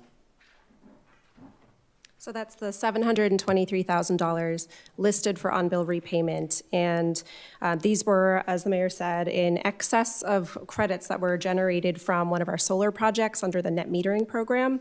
And you're allowed to, on a one-time basis, transfer accrued utility credits to a specific account, and then use the credits on that account to pay off an energy efficiency project. And it's only applicable to projects that generate electric savings. So it's not like we can apply this to some other function or project in the city. Really, and it has been applied across all of the options, because as long as we do weatherization work and as long as we do building controls work, we can apply that $723,000 to the cost of the project. Thank you. So if we were to do weatherization work or HVAC improvements that were more energy efficient at the senior center, would that be eligible, or is the approval already tied to an unapproved project here? So it could apply to any project that generates electric savings as deemed by National Grid. They've kind of retired that program and no longer are offering a one-time transfer. We could ask, we don't know what they would say. Sorry, I guess I'm not understanding that last piece. So the $723,000 has already been... It hasn't been transferred to the library account yet. We've gotten pre-approval to use the credits toward this project and toward the weatherization and building control scope for the library, but we haven't actually moved the credits over or completed that form to transfer the credits. Thank you. Councilor Sweeney, you have a follow-up on that? Thank you, Madam President. I do, on that line of questioning from Councilor Bowen. So tell me if I'm understanding this correctly with that specific amount, the $723,000 in credits. Through our power purchasing agreement from the solar panels, we have generated an excess amount of credits that we aren't applying to our current electrical usage or can't apply to our current electrical usage in an amount of $723,000 in credits, not in real dollars. But under that scenario, and if I'm getting this entirely wrong, just tell me, but if that's right, that we have $723,000 of solar credits essentially, and you have to apply, or in order for National Grid to honor those credits in a transfer, they have to be applied to a facility that yields electricity savings like either of these projects would if they were to go through. Could we transfer those credits to a facility that we've already built, like the police station, which is a fairly energy efficient building, to pay down whatever the delta is for our current electrical costs over a number of years until that $723,000 is expended, which I think is kind of getting at what Councilor Bowen is questioning, essentially.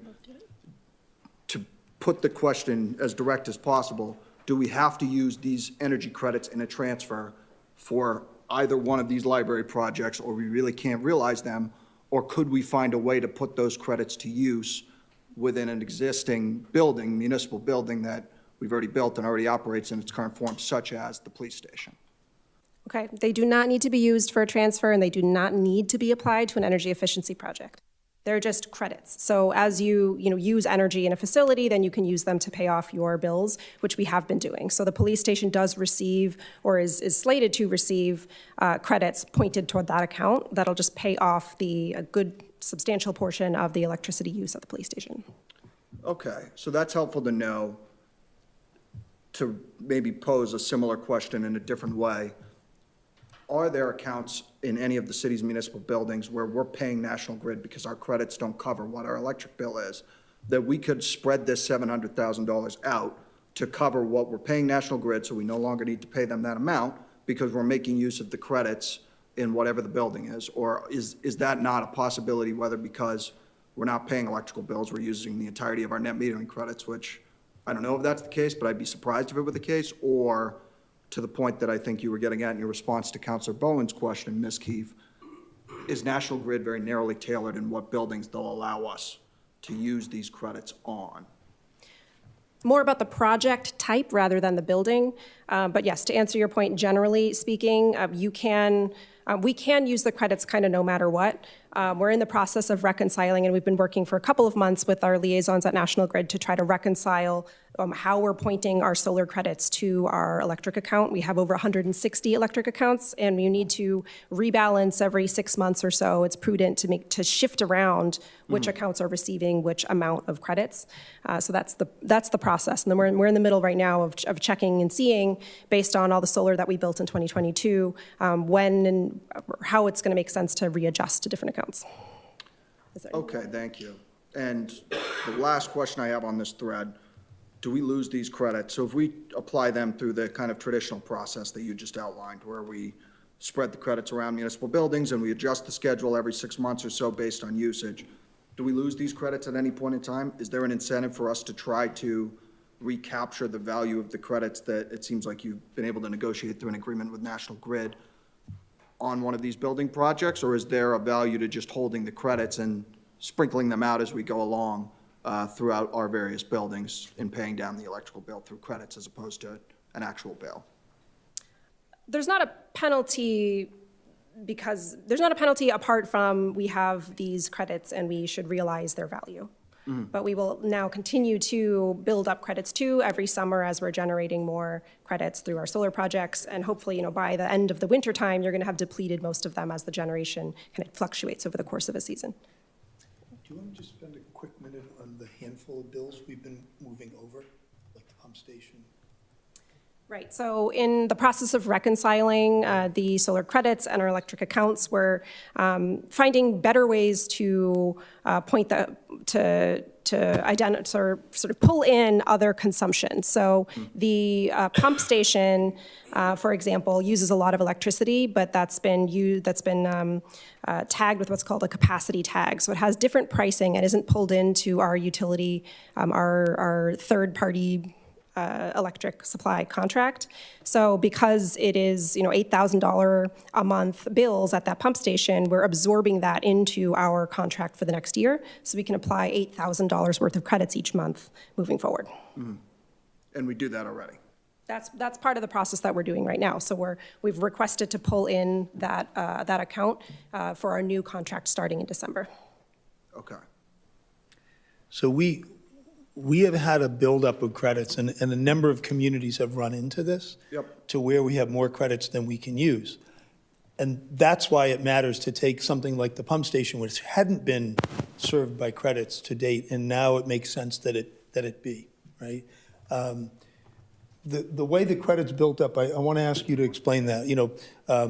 Part of it was that 6 months with the really high winter rate a year ago, but it's more than that. And that's where it's hitting more and more communities that are getting these credits beyond what we can actually use on a monthly basis. And so we've notified DPU, the State Department of Public Utilities. We've worked with the Executive Office of Energy and Environmental Affairs. We've worked with DPU.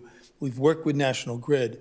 We're preparing an application to DPU to ask them to approve taking one of our PPAs. We have 3 significant-sized PPAs on 3 different projects. Taking one of those PPAs and directing National Grid to change those credits to direct payments to the city.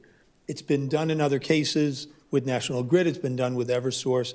We've been trying to take that path. It's not going to happen overnight, particularly because DPU takes months to get to docket items. But I want Mr. Eels to help us all understand just how the credits have built up. Is that okay? Yes, but I do just want to pose this one question because I think it might bring this conversation to a close, and I know we have a larger discussion here, but so our options, to tie back to Councilor Bowen's original question, are to transfer through direct payments from National Grid as part of this agreement, that equivalent amount of surplus credits towards one of these 2 library projects.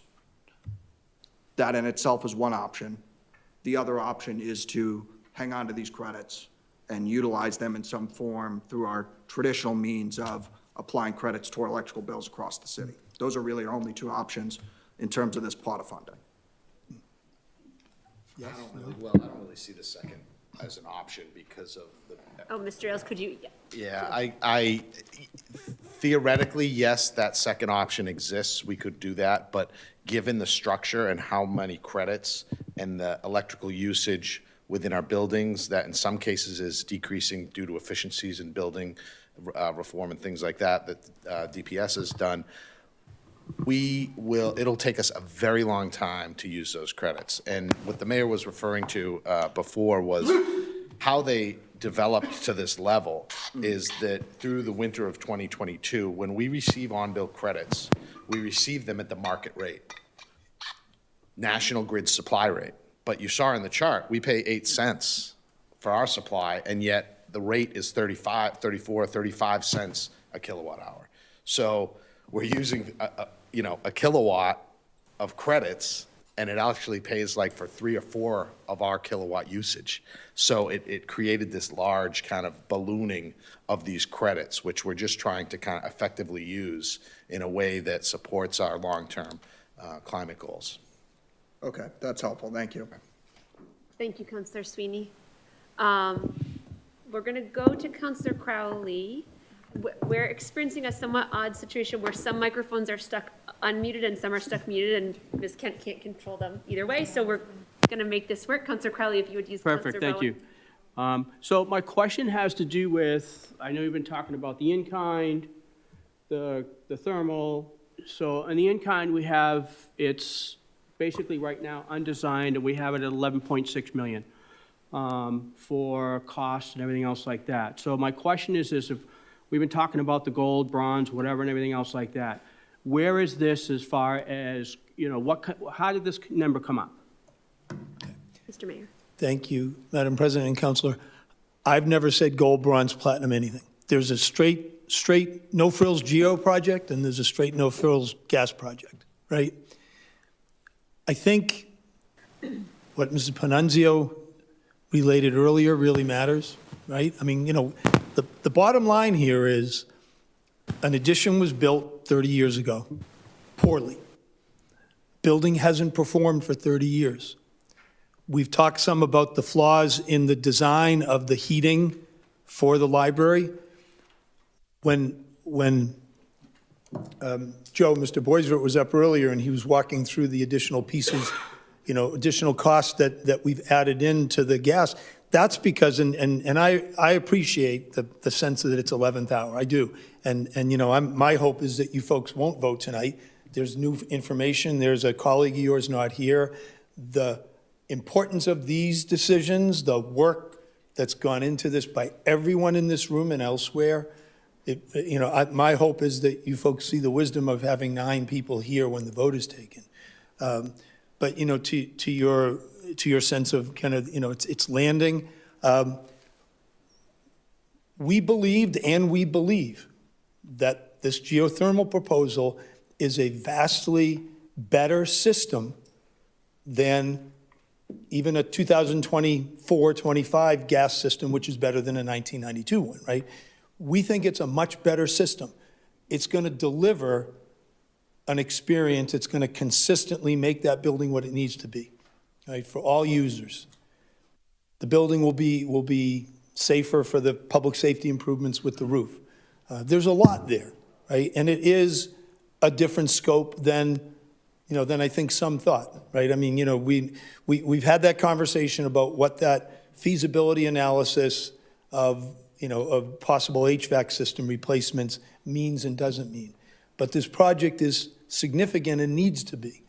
And yet at the same time, on the geo side, with all of the resources we brought to bear, most of which are federal and state, some utility, in fairness, some of it is money that has come to us, or in the case of credits available to us, we could use them in different ways.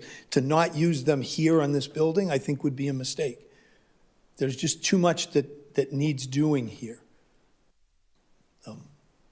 I don't know if I answered you. I apologize if I didn't. I guess in a way, but then maybe not. So I guess a lot of my question basically comes down to is if it's 11.6 and we show it as undesigned, and then there's a potential, is it going to stay around there or with your figures, or is it potentially can go lower than 11.6 million? So, because it's not designed yet, and I understand. Right. So I guess my question is, where is it not being somewhat designed and everything else like that, what are these figures based on? What's currently there, or what's bringing it up to equal potentially in the in-kind of what the geothermal, because that's a lot of what I've heard about, is as you bring in the geothermal, this would be the same standard. Yep. So the reason you see new cost added in, and Mr. Boisvert explained them earlier, and it includes additional cost to design a full gas system out, to the end of DD, and then the rest of it is already built in.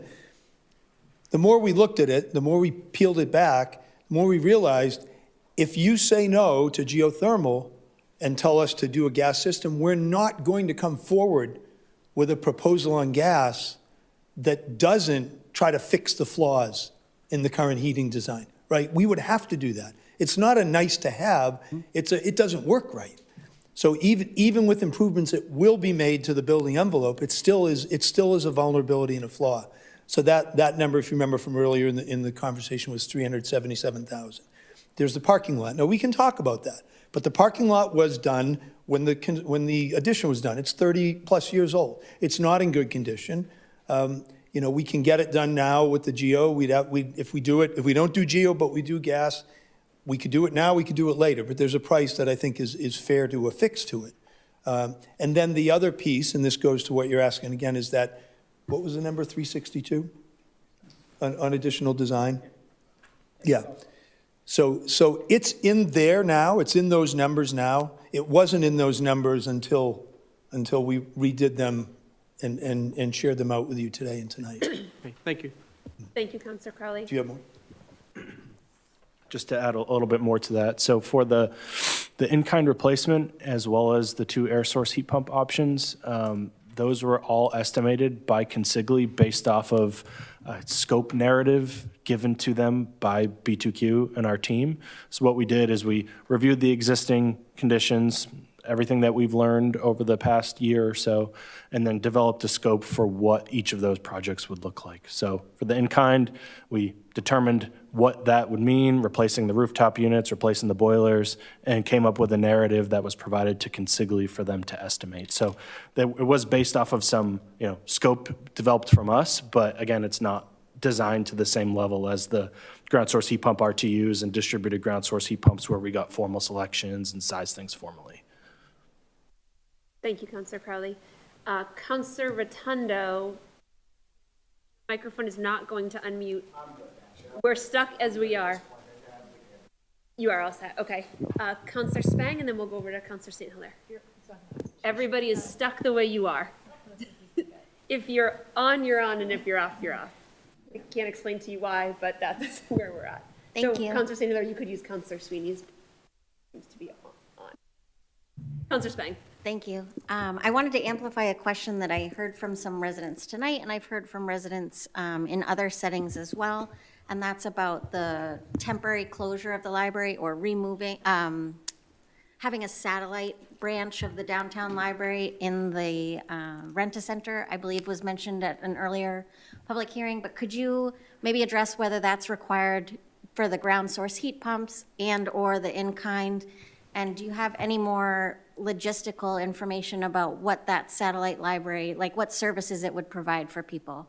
Because I know the library right now serves as like a meeting space for a lot of committees and groups, and a number of residents use it all the time. Thank you. Councilor. Mr. Mayor. Thanks, Councilor. So I'm going to ask Ms. Babin to talk a little bit about what we're hoping to provide in the downtown, and then Kalish can talk a bit about the comparable timeframes. Right? Thank you, Ms. Babin. Sure. So right off the bat, I also just want to remind you that we do also have the Farms Branch Library and the Bookmobile. So we are fortunate that the main library isn't the only service point for the library. The city is looking at using the Rent-A-Center space for a temporary facility. So we would operate some collections out of that library, out of that space. We had really good practice at coming up with a new service model during COVID. We never expected to be loaning books out of a front door, so I'm confident that we can figure something out. We would probably also really increase the amount of electronic resources we offer in that particular year, more ebooks, more audiobooks, things like that. But we would look to, provide similar set of hours out of the temporary space and still offer delivery through the Noble network. So residents would still have access to all of those libraries through that space. Does that answer your question? Okay, I should add too, we probably wouldn't have the space in there for programming, but we would look at other facilities around the city to still offer programs. So story times and things like that, we would find other locations to offer them.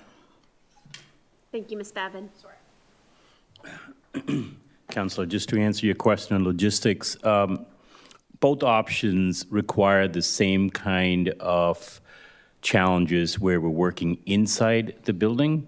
We're actually replacing the boxes right above the ceiling and almost everything. I think it's got ductwork, it's got piping, it's got controls.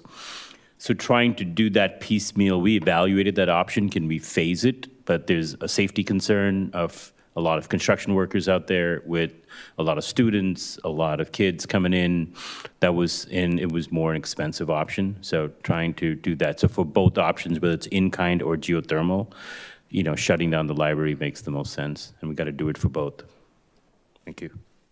Thank you very much. Councillor St. Hilaire.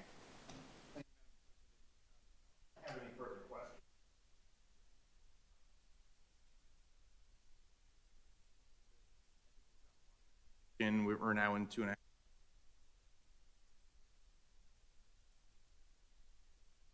Yes, yes, Councillor St. Hilaire, I'm going to pause you for 1 second.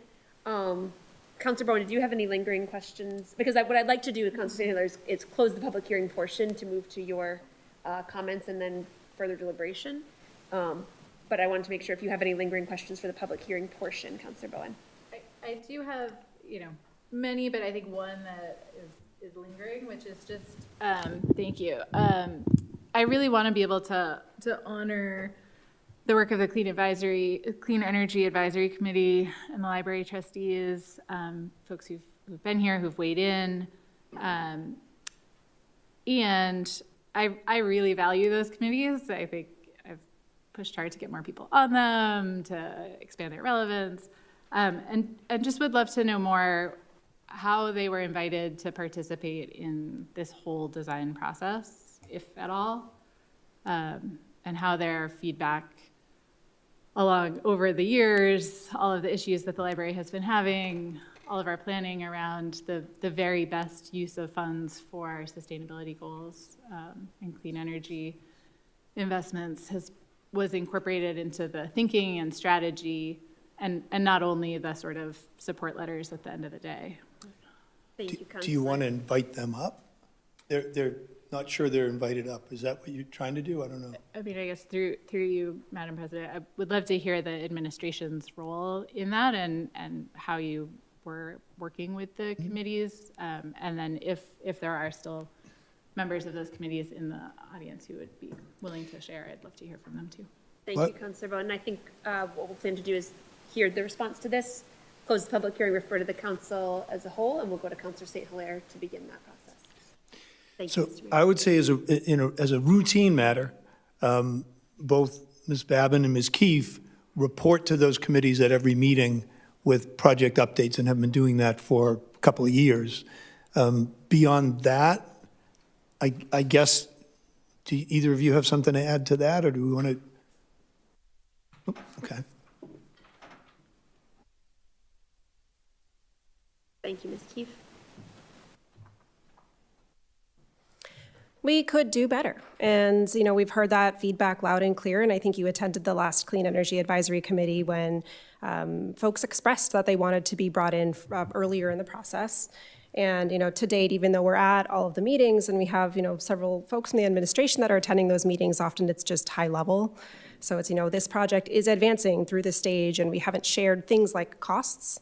And part of that is because we want to get the information out to everybody all at once, and the kind of piecemeal reporting, it's hard to bring folks along at a 30-second, when a certain project has 30 seconds on the agenda. But we've heard that feedback, and I respect the work that they do and the expertise that they bring to the table. So it's taking it as a lesson learned.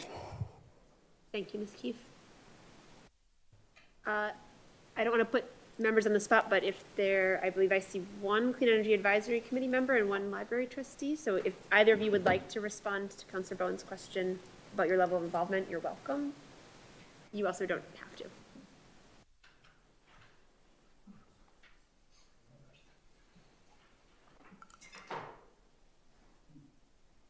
Ms. Pennenzio.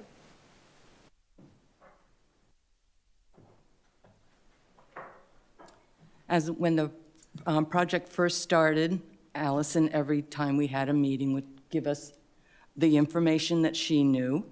I would say that the trustees we love the building. We know about everything that needs to be done, not just the HVAC, because we thought it was just started out as just an HVAC system too. And I think we kind of knew that when we added the 30-year-old part, that there was going to have to be things that needed to be done to the old part. So I guess it wasn't a surprise that there was a lot of renovation that had to go on besides just the HVAC to get it up to, you know, the state standards and everything. The rooms, like I had mentioned, as far as the Beverly room, which has maps and archives and all kinds of things that have to do with the city of Beverly. That's building, I just realized that this system does not have a dehumidifier system, which was nice to hear. Kevin O'Reilly is the chair of the trustees. He is in Japan right now, and he is very much involved with anything that has to do with being green, and he keeps us informed too as to what's going on with the rest of the city as far as being green. But we're all very progressive and see this as something that can really save the city money, and that's it. Thank you, Ms. Pennenzio. Thank you. Thank you, Councilor Bowen. I think with that, is there a member of the Clean Energy Advisory Committee who wanted to respond? I couldn't tell if your facial expressions were yes or no. Councilors, technically, neither Wayne Miller or myself are a voting member of the CEAC. Thank you. So I know you were looking at us thinking we were. Actually, Mr. Miller was questioning. Mr. Berg, I felt more clear on your vote. Okay. And Jordan just left about 10 minutes ago. So we often sit in on the CEAC meetings as the public resident and hear the updates from Arena and others on various projects. So I'll just leave it at that. I just wanted to clarify that. Thank you very much. I appreciate the clarification. Just expanding your roles all over the place.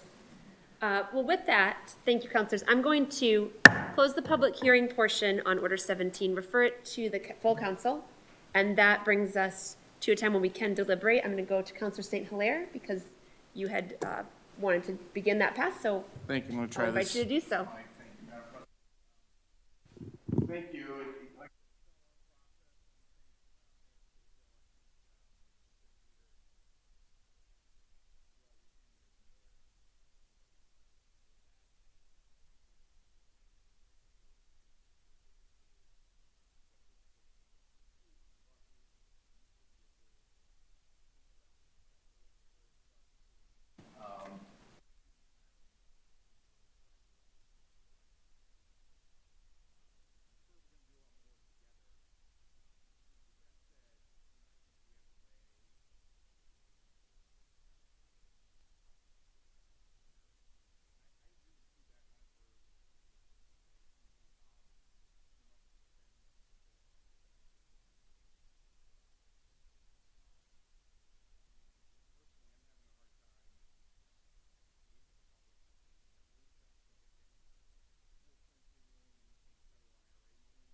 We have not secured funding. I know Deloitte. I also have concerns about our projected energy saving, our investment numbers, the maintenance cost projections. You know, these numbers have been changing constantly, even up until 3 o'clock tonight, you know, with the assumption of, you know, having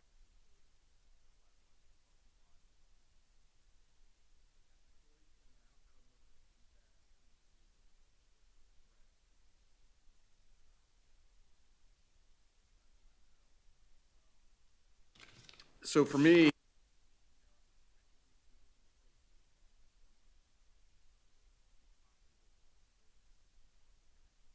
for our taxpayers, we've got other budget priorities.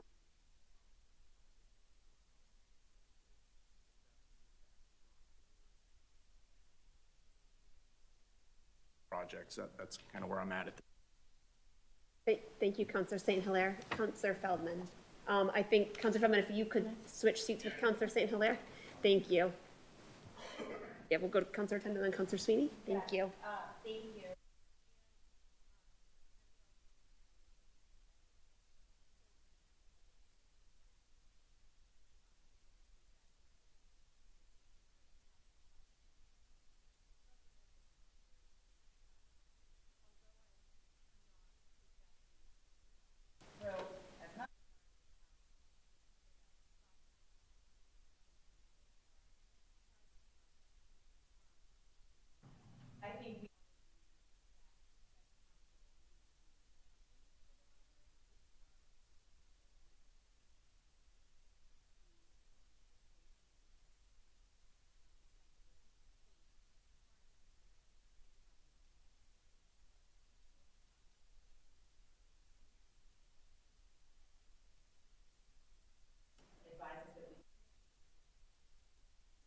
Although I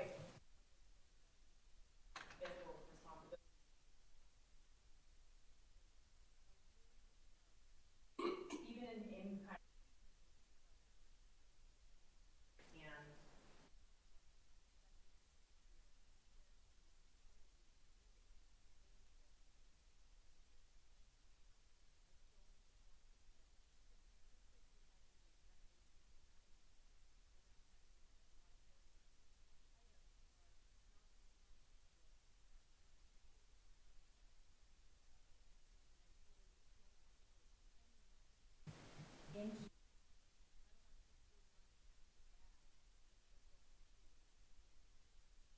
5 years.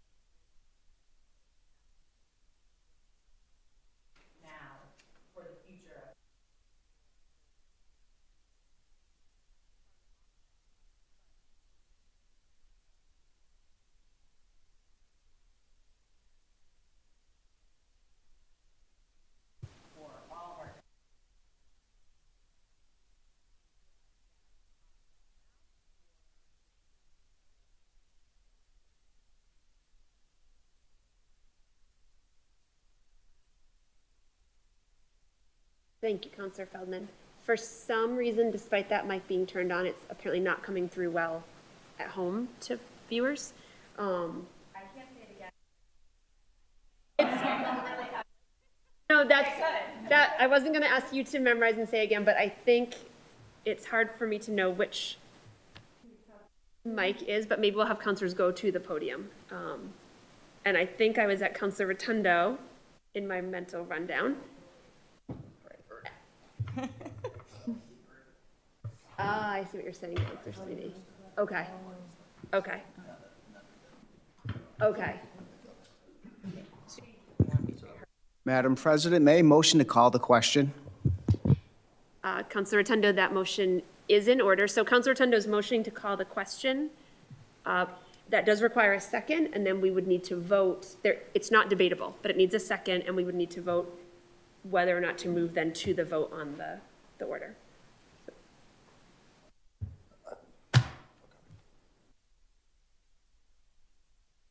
So with a motion to call the question in a second, the question now is to vote as to whether to move to the vote. Requires a majority vote per our council rules. So if you are in favor of moving directly to the vote on the main question, you would vote yes. If you are not in favor and are in favor of having further deliberation, you would vote no. All those in favor of moving to the vote on the main question? All those against? So that fails 1-7. I had to think about how many. Thank you, Counselor. So I think then that brings us to Counselor Sweeney back in my original order. And Counselor Sweeney, if your mic is back. I guess I'll look to the booth here. Can you hear me, Kim? Okay, thank Okay. you. Perfect, thank you.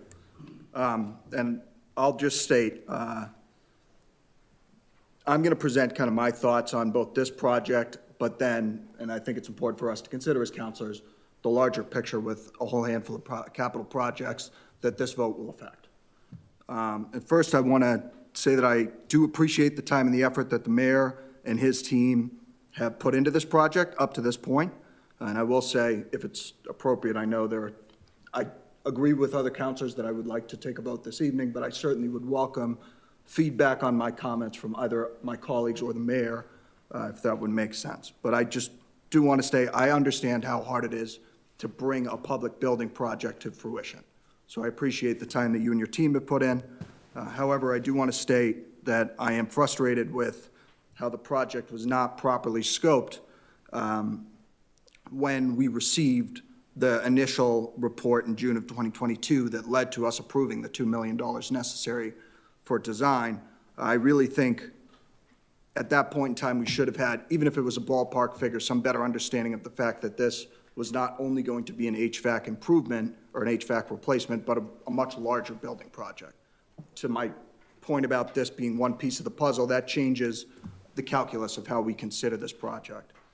And additionally, I know it's been noted by other counselors, and Mayor, you've acknowledged it, and I appreciate that and appreciate your commitment to working to improve communications between the council and your administration going forward. But that breakdown in communication between when we first approved funding in 2022 and when we received this proposal in January was equally frustrating to me. And to avoid that breakdown for future building projects, I appreciated your suggestion of quarterly updates. I also think it's important that we regularly convene the newly repopulated Permanent Building Commission and make use of them as a sounding board to provide feedback as we move between trying to get design funding lined up and actually putting a building construction proposal forward so that there's feedback both from that committee, but then from the city council as well. I think that's really important. But setting those frustrations aside, when reviewing the details of this proposal and the administration that has been presented to the council in pieces over the past 2 months, I have had two major concerns with the proposal in front of us. The first major concern was with regards to dependence on a large amount of federal IRA, and that's Inflation Reduction Act, tax credits that were not a guarantee that if we did not receive those tax credit would mean that the city of Beverly would be stuck with a substantially larger bill for this project to do the geothermal project as opposed to the in-kind replacement. But however, I will say based on both research that I've done, information that's been presented to the council, and conversations with those that work more closely in this field, I do have more confidence that this money would be available to Beverly if we were to opt for this path or opt to utilize IRA tax credits for all their eligible projects between the period when those tax credits will last, which is up until they expire in 2032. So that was my number one concern. Another concern to me was that it was not clear that the potential savings from maintenance costs, reduced electrical usage, or other energy cost savings would materialize to the extent that they have been projected. And it's important because these projected savings, coupled with estimated federal tax credits and other incentives and grants, are what make this proposal economically viable to Beverly. And while I appreciate the additional information that we've received in discussing that point in particular, I do still have concerns, particularly with regards to, and we don't have to dive into it here, but the chart before that maps out the difference between maintenance and energy costs. While there's some certainty to the maintenance costs, there is less certainty to the energy savings, especially when you consider that we still have to do a significant amount of building envelope work that will kind of dictate what we ultimately receive in energy savings in a new project. So as I mentioned, some of these concerns have been addressed throughout this process, and I appreciate the information that we received. However, I'm still concerned about this proposal. And that view is not only due to those two concerns with the specific proposal, but also a larger matter of prioritization. And specifically on that end, my concern is that the city won't have the necessary financial capacity to complete pressing capital projects that I view as higher priorities than the library. While obviously we have competing priorities, and it's tough as policymakers to have to state those competing priorities, in my mind, the central fire station, the city hall renovations, and the McPherson Youth Center, I think are more impactful projects, not in that we do one at the expense of the other, but in which order we tackle those projects. And it hasn't really been discussed tonight, but I think it's an important capital project, and it's the one that I'm most concerned about, which is the central fire station. And so nearly 2 years ago, this body, the city council, appropriated about $1.2 million in free cash to address concerns with the exterior of the building. That work has not begun yet, though I do want to acknowledge that Commissioner Collins has been moving in that direction and has given the city council updates to that extent. However, the reality is the funding that the city council appropriated 2 years ago will not go as far as it would have to cover those costs. And in addition to just the general external repairs, which are, I think, more significant than the $1.2 million will cover, as they include a full roof replacement, additional HVAC equipment, and the potential need for an electric service upgrade, depending on if we electrify the vehicles in that department. In addition to those external repairs, the capital plan cites the needs for potential improvements to the interior of the building. And so, at this point in time, we've appropriated $1.2 million in free cash for that project. And in terms of requests that the administration has communicated that they are likely to make to draw down free cash between now and the end of the fiscal year, more money for the fire station project is not one of those requests, and it's also not noted as something that we would be borrowing for, which Mr. Ailes mentioned. And so my concern there is that if the scope of that work exceeds the $1.2 million that we have appropriated, and we commit to a project of this size, we're not necessarily going to be guaranteed to have the funding to take on that project. For the McPherson Center, as the mayor mentioned, there has been funding set aside through ARPA and through the federal earmark that I know the administration worked hard on, so I'm less concerned about funding for that project as it's being progressing closer toward the construction stage. But the other big project that I view as an important piece of this puzzle is City Hall. And in my opinion, the city should ensure that there's sufficient funding available to accomplish the full scope of renovations necessary for City Hall, which impacts the majority of our city's workforce, before we commit the funds to another large project, such as the library HVAC proposal in front of us. And my concern there, which is similar to my concern with the fire station, is that in committing this funding to the library first, if we then move on to City Hall and the fire station, we find out that the scope of those two projects are greater than what we had initially anticipated, we might not have the financial flexibility necessary to address those increases in scope, and we may have to cut back on what otherwise would be necessary for the fire station renovations and for City Hall renovations. And those are two really impactful projects to the future of our city. And so, as I mentioned, it's tough to prioritize, and I'm obviously not blind to the necessities at the library, which a handful of our speakers, both tonight and in previous public hearings, have spoke to. And as the administration has made clear, something needs to be done. So what I think would be a worthwhile path forward to address those concerns and not neglect the library completely would be to put the funding necessary towards the roof replacement work, the roof sealing and installation work, the ice dam improvement work, which is a clear public safety concern that has been cited by the administration, and now especially hearing that the accessibility upgrades won't cost as much as originally anticipated, to tackle those as well. In the back of the envelope math that I pulled from the report that the council received in February is that that work would cost in the area of $1.2 million, maybe more, maybe less. I know these are rough cost estimates. But given that we have a $1 million federal earmark, and granted, there's been conversation about the spirit of the earmark versus the language of the earmark. The same thing applies to the $200,000 state earmark that we've received for library improvements. If we could apply that funding toward this work, or look toward transferring funding from the debt stabilization fund, we can take what I don't believe is a Band-Aid solution, at least in the immediate short term, and take action on the library while still not tying ourselves up financially for some of these other larger capital projects, specifically City Hall.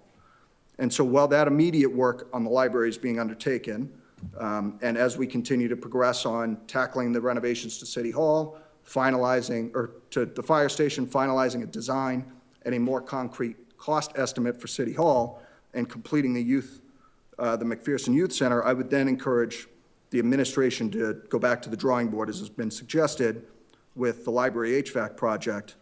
And that's where I think it's important that we, using the Permanent Building Commission, using the expertise from the Clean Energy Advisory Committee, and having some back and forth constructive dialogue with the council, scrutinize whether or not the entirety of the scope is necessary, and scrutinize some of the information that we've really just first seen in its totality tonight about the cost benefits of these two options in front of us, so that we can make a more informed decision about the long-term future of the library, while knowing that we have committed, or at least feel confident in the ability to fund those other important capital projects. And so, as I mentioned earlier, the federal IRA tax credits do not expire until 2032. So if we can survive, which I know is not ideal, as was mentioned by folks who work very closely with the library, but if we can survive with our current heating system for the next 2 to 3 years, then the city would have more time to carefully consider the library HVAC project while tackling those other projects, taking care of the fire station repairs, finishing design, and queuing up what we know would be a more concrete cost estimate for that project, without actually then missing out on some of these federal grants and incentives, if after that more thorough analysis, more public participated process, we do decide as a city that a geothermal heating solution is right for this building. And the other piece of the puzzle that we might have more information on is what's been alluded to. Maybe we will get more in federal IRA tax credits than we're projecting now, given that it's a new program and there's a lot of uncertainty around, where the domestic manufacturing piece comes in and some other things that have been alluded to. So while I'm not expecting us to make this decision tonight, I am suggesting that if the council does ultimately vote against this proposal, that rather than the administration committing immediately to a gas in-kind replacement, we put this project, or we take a step back with this project, we tackle the fire station renovations, we map out the plan for City Hall, and then we have a more thorough review of what work is necessary at the library, what the scope is, what the cost estimates are, and come back to this project in another 2 years. So that's my suggestion as one counselor, and my thoughts as a whole on this project and how it ties into some of the other larger projects. And I know there's certainly a desire for there to be a vote, but I thought it was important that we not only focus on this one project, but remember that as counselors, we're responsible for a whole host of large projects that are going to be taking place in the city. Thank you, Madam President. Thank you, Councillor Sweeney. Councillor Spang, and the suggestion from BevCam is that if your mic is stuck off, that you go to the podium. So Councillor Spang, if I could invite you to the podium, please.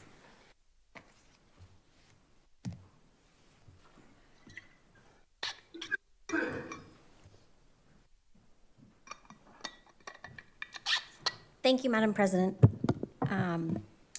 So I'm in a weird spot as the only new counselor this year, but I've worked together with colleagues to understand this project. And I'm going to urge my fellow counselors to vote in support of approving the requested loan authorization amount for the $10,518,655 to complete the needed building and system upgrades for the main library branch. And I'm saying that not just because it sits in Ward 2, but it does. I'm glad to hear that there's a consensus among the City Council and the Mayor's administration that the needed building and system upgrades need to happen for the main library branch. I appreciate the concerns from Councillor Sweeney and some of the other councillors about our priorities and the opportunity costs that this may have, but I wanted to make an argument that we should prioritize the library. It's a building that a lot of people from the public use more than any other building, some could argue. The city relies on it for meeting space for many of our boards and committees, and it provides a large amount of programming each week for adults and children alike. It's one of the last places, if not the last indoor space, that you can go with young children without paying an admission fee. Finally, the administration worked to obtain the $6.8 million in credits and federal and state funds and rebates, and through all the sources that we went through tonight that would not apply if we went with a different alternative. I think that's a lot of opportunity costs for us to spend right there in not taking advantage of those credits and rebates and funds. We're all aware of the burdens of electrifying the grid and that those are happening, including the transmission project that's ripping through our city right now. And it's rare that the general public gets to participate in the benefits of electrifying the grid.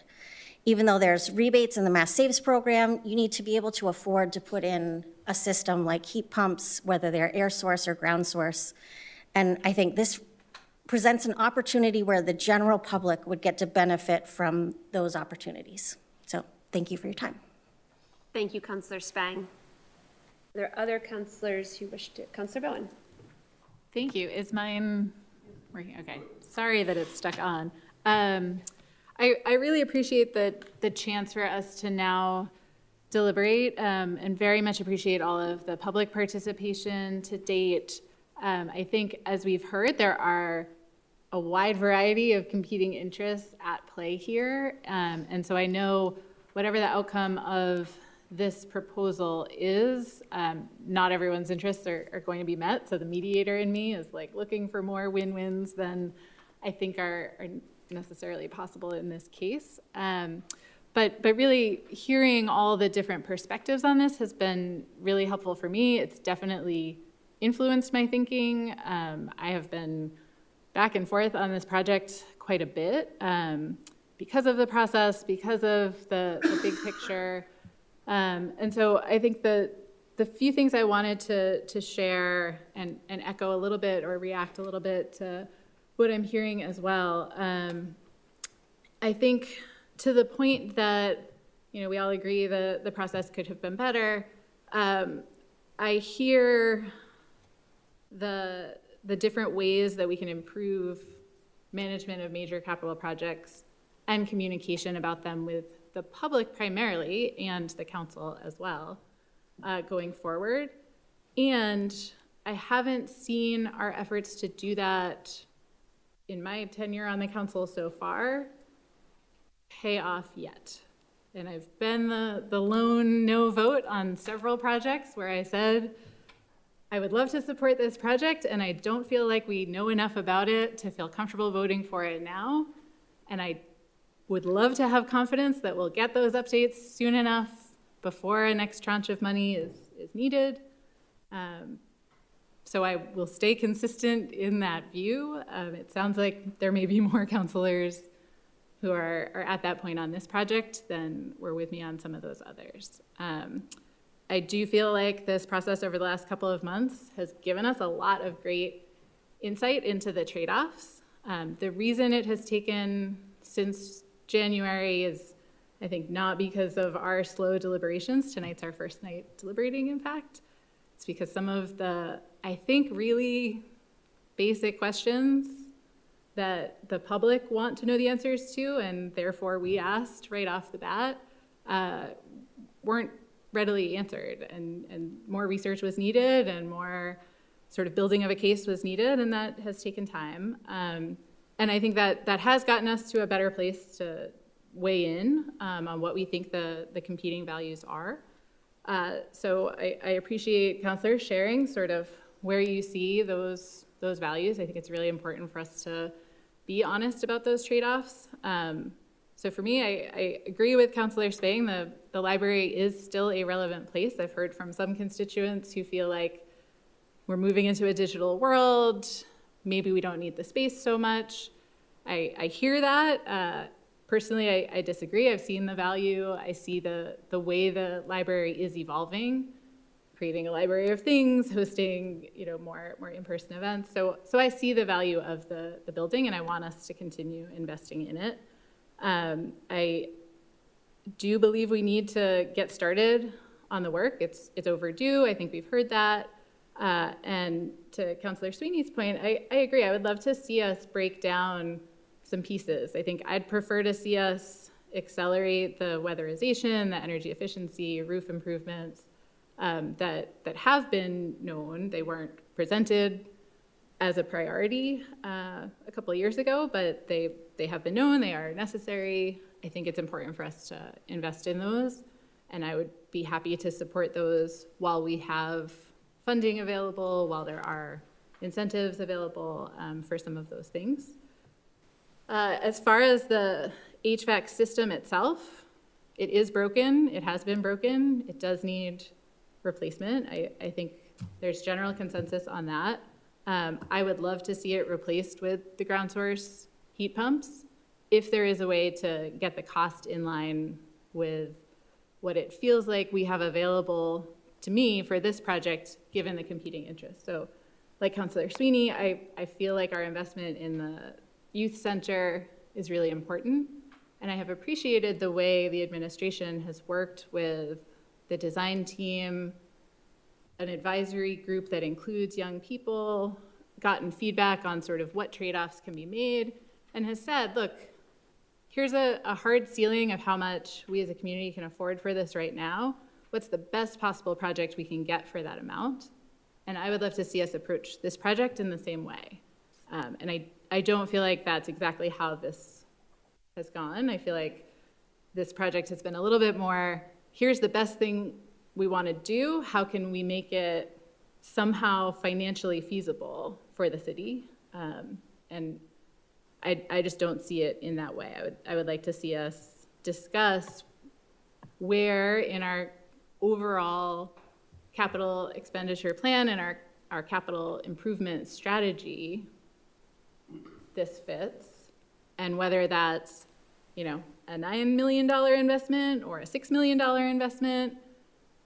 What is it that sort of the value of this project compared to other projects at this time fits, and then what can we accomplish in that envelope? And based on the cost comparisons, it's still unclear to me what some of the line items that are quite large, like general requirements for 1.2 million, include. And I think if we have the discussion about, you know, is there a way to accomplish a ground source heat pump system after getting some of the weatherization done and having a better understanding of what an efficient building actually needs, maybe we can do that within a smaller overall cost, while some of the incentives, including the IRA funding, are still available and could bring that down further. So I think those are the main things I wanted to cover, other than to say I'm looking forward to the capital expenditure plan discussion, because I think there is a lot in there we need to talk about and prioritize. For me, I'm definitely concerned about the senior center and whether we have a strategy for funding necessary work there. I share the concern about the fire station.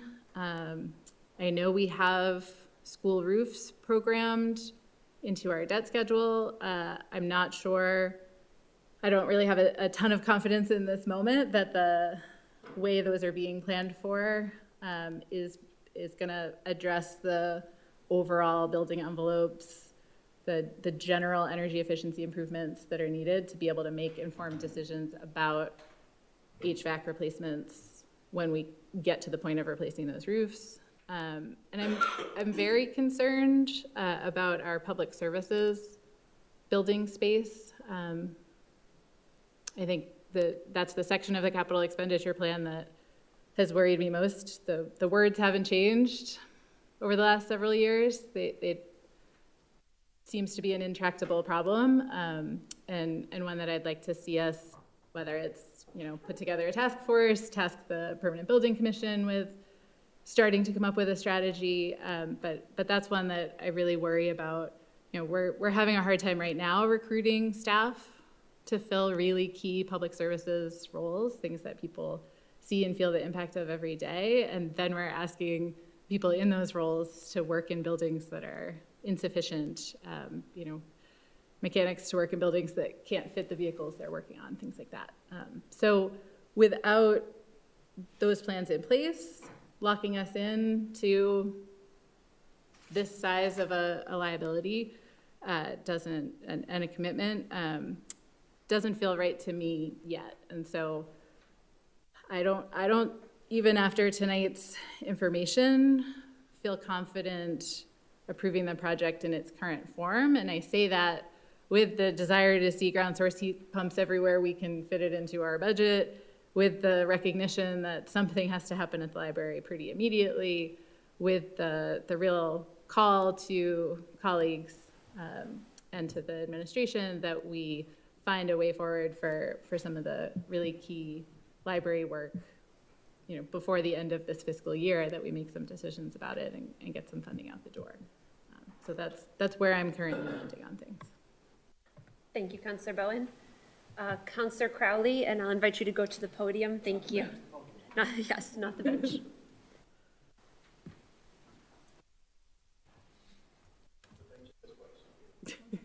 It will feel familiar to you.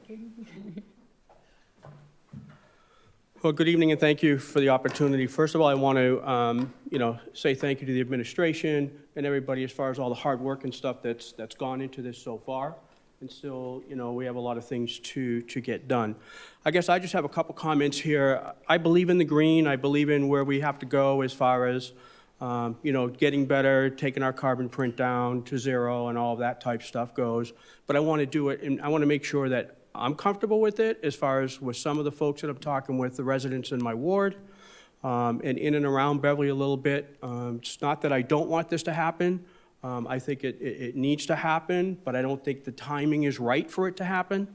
I think we have some other things, in my mind that I've always talked about when I've taken this position is public safety, the kids, and have a lot to do with the neighborhoods. And I know the library is very important as far as the kids and who we have in there for public. But I think we have some more immediate needs. I'm really excited about the McPherson Center getting done, and I appreciate everything that's going on with that as far as expanding that part of it goes. But the other side of it is as far as public safety goes, I'm just, for me, it's Central Fire Station, and it's not just the facade and stuff being done. As I look at that, I have a good friend of mine that was a firefighter and retired and everything else like that. But in my case, it's looking at these folks that are serving our community 24/7, and it's not the greatest, things that they're living in right now, and I think we can do better for them. We did the police station. I think if we do that part of the public service side, and then from that point move on to getting the library and stuff done. I mean, I'm not saying not do it. I'm just saying I don't think now's the time to do it. That's all I have. Thank you. Thank you very much, Councillor Crowley. Okay. Any further comments or discussion from councillors? Okay. I would like to speak, Councillor Crowley. I have the motion written down, so if you want, I'll ask for the motion. If we have a second, we can take any last discussion, and I will ask Councillor Crowley to change places with me so that I could speak. So Order 17 is amended, as we heard tonight. I want to make sure that I have the amended dollar amount right. So either Mr. Ailes or Mr. Perry, I guess. I wrote down $10,518,655. Yes. I'll just wait for you both to nod. Yes, okay. So, councilors, I would accept a motion to approve Order 17 as amended tonight, which would be a request that the city appropriate the sum of $10,518,655 to pay costs of building and systems construction, renovations, or improvements at the Beverly Public Library main branch, including site improvements, and the payment of any other costs incidental or related thereto, and that to meet said appropriation, the treasurer, with the approval of the mayor, is authorized to borrow $10,518,655 under and pursuant to General Law, Chapter 44, Section 7.1, or any other enabling authority, and to issue bonds or notes of the city therefore. The mayor is authorized to take any other action necessary to carry out this project, including but not limited to applying for, accepting, and expending any and all grants that may be available to the city to defray costs of the project. The amount authorized to be borrowed by this order shall be reduced to the extent the city receives any grant payments on account of such projects prior to the issuance of any bonds for related project. Is there a motion to approve? Is there a second? Thank you. Is there any further discussion? Thank you. So, Councilor Crowley, I'll ask you to please take the chair, and I will not switch back until we've actually taken the vote. And I guess I'll go to the podium since all the microphones are back.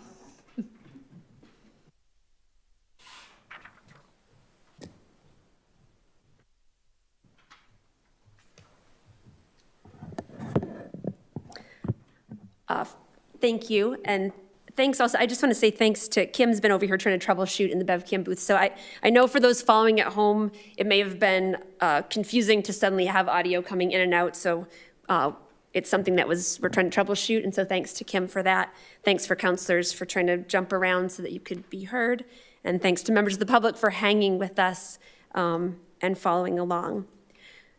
I also just want to say thanks to all the members of the public, as other counselors have said, thanks to members of the public who have been involved in this process, who have emailed, who have called, who have reached out, who have followed the process, and who have been here in council chambers, some of whom have spoken and some of whom have just been actively engaged. All of it matters, and it's incredibly important, and it's an important part of our city government process.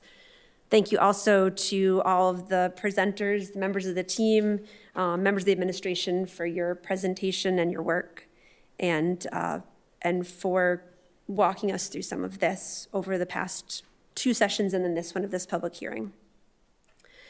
I just will be brief. I won't belabor the point.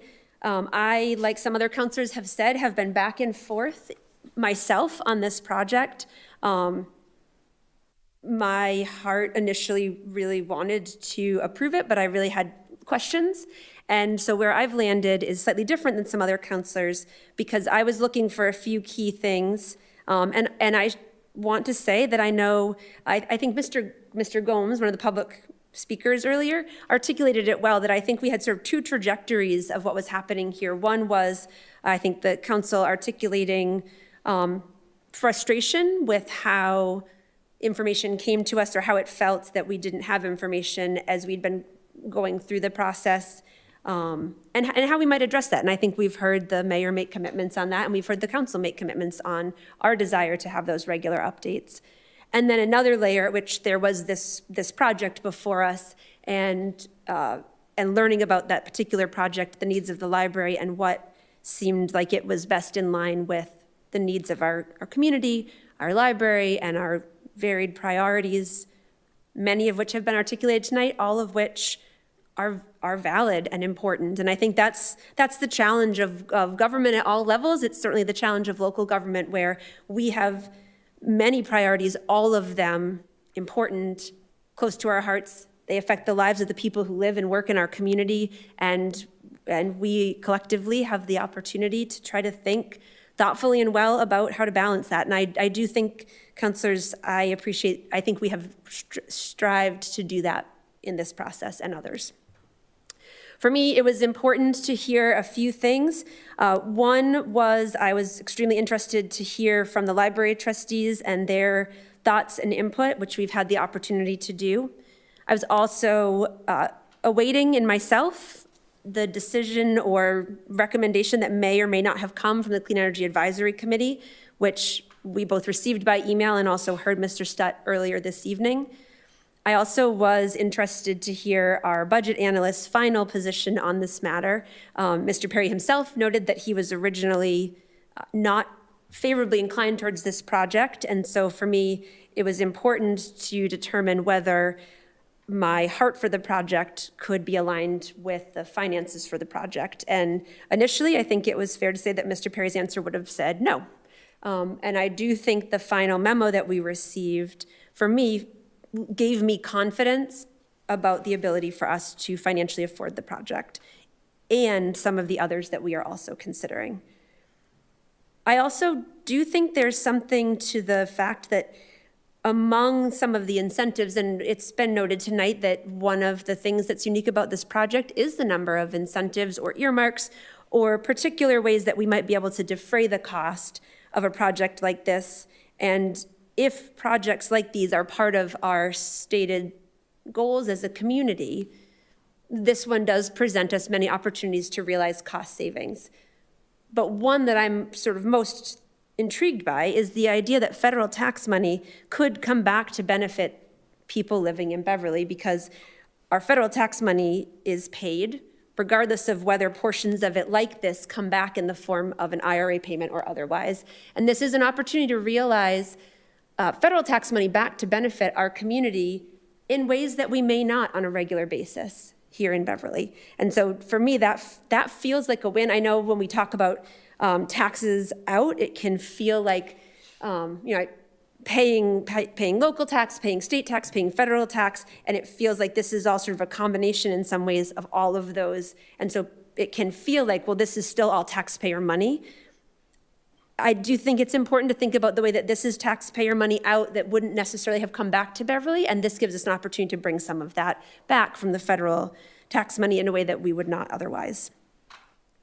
I also just want to say, for my part, some of the things that I've been thinking a lot about, in addition to, as it was mentioned earlier tonight, our Resilient Together plan with Salem, to which we've committed and tried to set our feet to the path. The recommendation from our Clean Energy Advisory Committee, and taking seriously both their input and that of Green Beverly. The input of our library trustees, Mr. Perry, our budget analyst, but also for me thinking about the ways that libraries are, in my view, among some of the last of the great equalizers that we have in our society. An investment in our library, to me, is as much about equity and access as it is about sustainability. And I'm not sure that we always talk about our libraries in that way, but I do see libraries as a resource that goes beyond a building, far beyond a building, but without a building that is workable and that protects the assets within, the books and the collections, the library can't provide everything to people who live in our community that it is designed to provide. But that, of course, goes beyond the books and the texts and the collections, because I think about the way that the library is, as we've heard tonight, a warming and a cooling space for residents who either may not have a place to call home when there's extreme weather, or when there's a power outage. We've also seen times where some of our public buildings have become places that have welcomed in also folks who do have a place to call home, but temporarily their home is not livable or safe. I also think about the public meeting space that's available to all kinds of community groups and individuals at a library.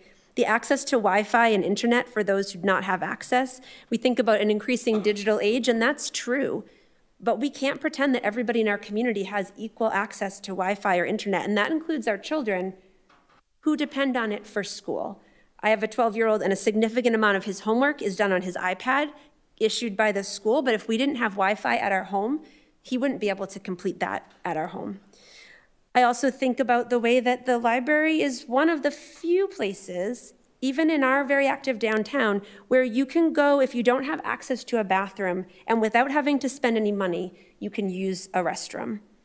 I think about, as Councilor Bowen alluded to, some of the expansive and creative things our library has done, like creating a library of things so that people can access not only texts, but things that they may need for a one-time use or a couple-time use that meets a sustainability goal, but also, again, provides access for people. A Fix-It clinic that's upcoming where people can bring things that may need to be repaired and reused and put them to good use for longer.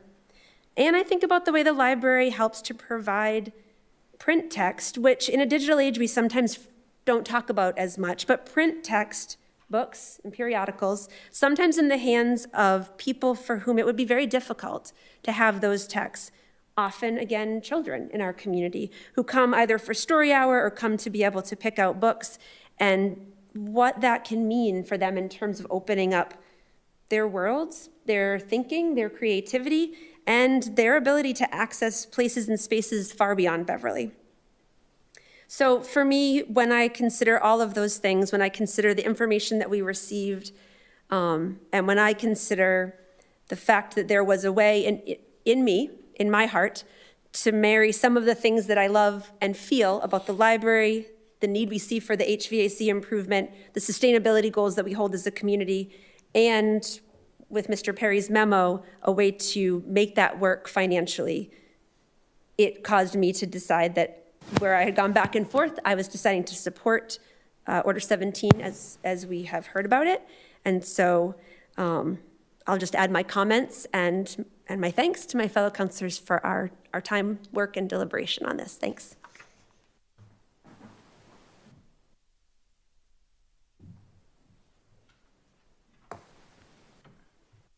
Thank you. Phone? If I may.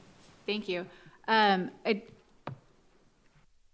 wanted to be able to hear from everyone, and recognizing that Councilor Houseman is not here, and having myself experienced what happens when you can't be at a meeting, would love to join. We don't have the technology to make remote meeting access consistently available. Many thanks to the folks who have worked on the upgrades so far. I know we're almost there. I would prefer to hold this vote until our next meeting, hear from Councilor Houseman.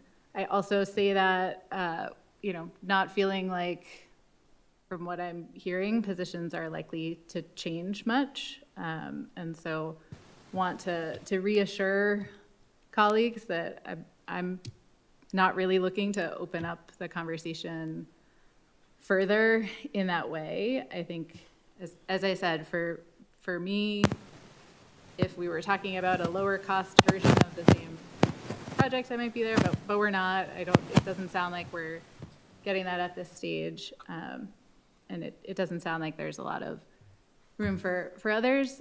But out of respect for hearing that final voice, it also doesn't sound like a week's delay is going to change the dynamics of the project if it were to move forward, or the amount of information available to us or to the public. I think for the sake of transparency, I would like the public to see all of us weigh in on this project. Yes, sir. Thank you, Mr. Vice President, and I certainly appreciate that point, Councilor Bowen. Well, I've had the opportunity to make my sentiments clear. I won't be here next week, so I wouldn't be able to vote. I don't want to discredit what you're saying. I think it's important to hear from each and every one of us.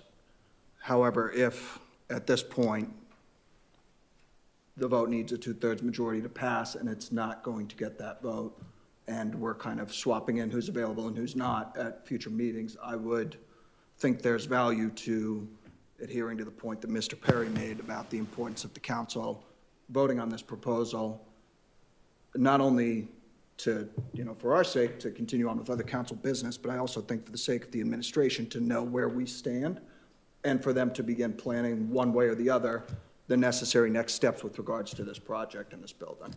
So that's my thought on that suggestion. Thank you.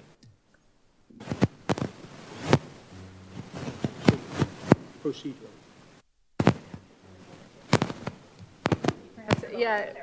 Yeah, I was going to say, so my understanding is if I raise it as an objection to the vote, then it is an automatic hold. So only one counselor needs to raise that objection. I intentionally phrased it as a comment in order to hear a little bit, and I appreciate that view. It's helpful to know that it also wouldn't be a 9-person vote next week if we were to take it. I agree with the math. I'm seeing the same amongst the from what we're hearing in actual deliberations. And so would be willing to go ahead and just voice that, I think it's important that we all have that opportunity, since this was the only time we really were able to deliberate as a group. It may be possible for Councilor Houseman to have some airtime at the next meeting if there is a way to do that, to just reflect and share the same priorities publicly that we've been able to if he wishes to do so.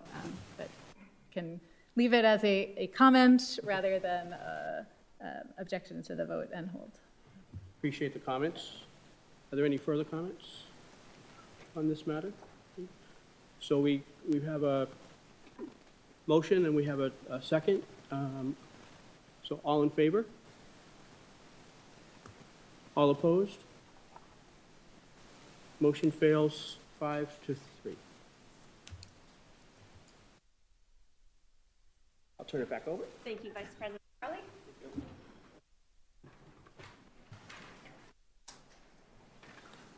And just for those who are following, this was just alluded to as we were finishing up the vote process, but this loan authorization required a 2/3 vote of the council, so that's why you heard councilors referring to that as opposed to a simple majority.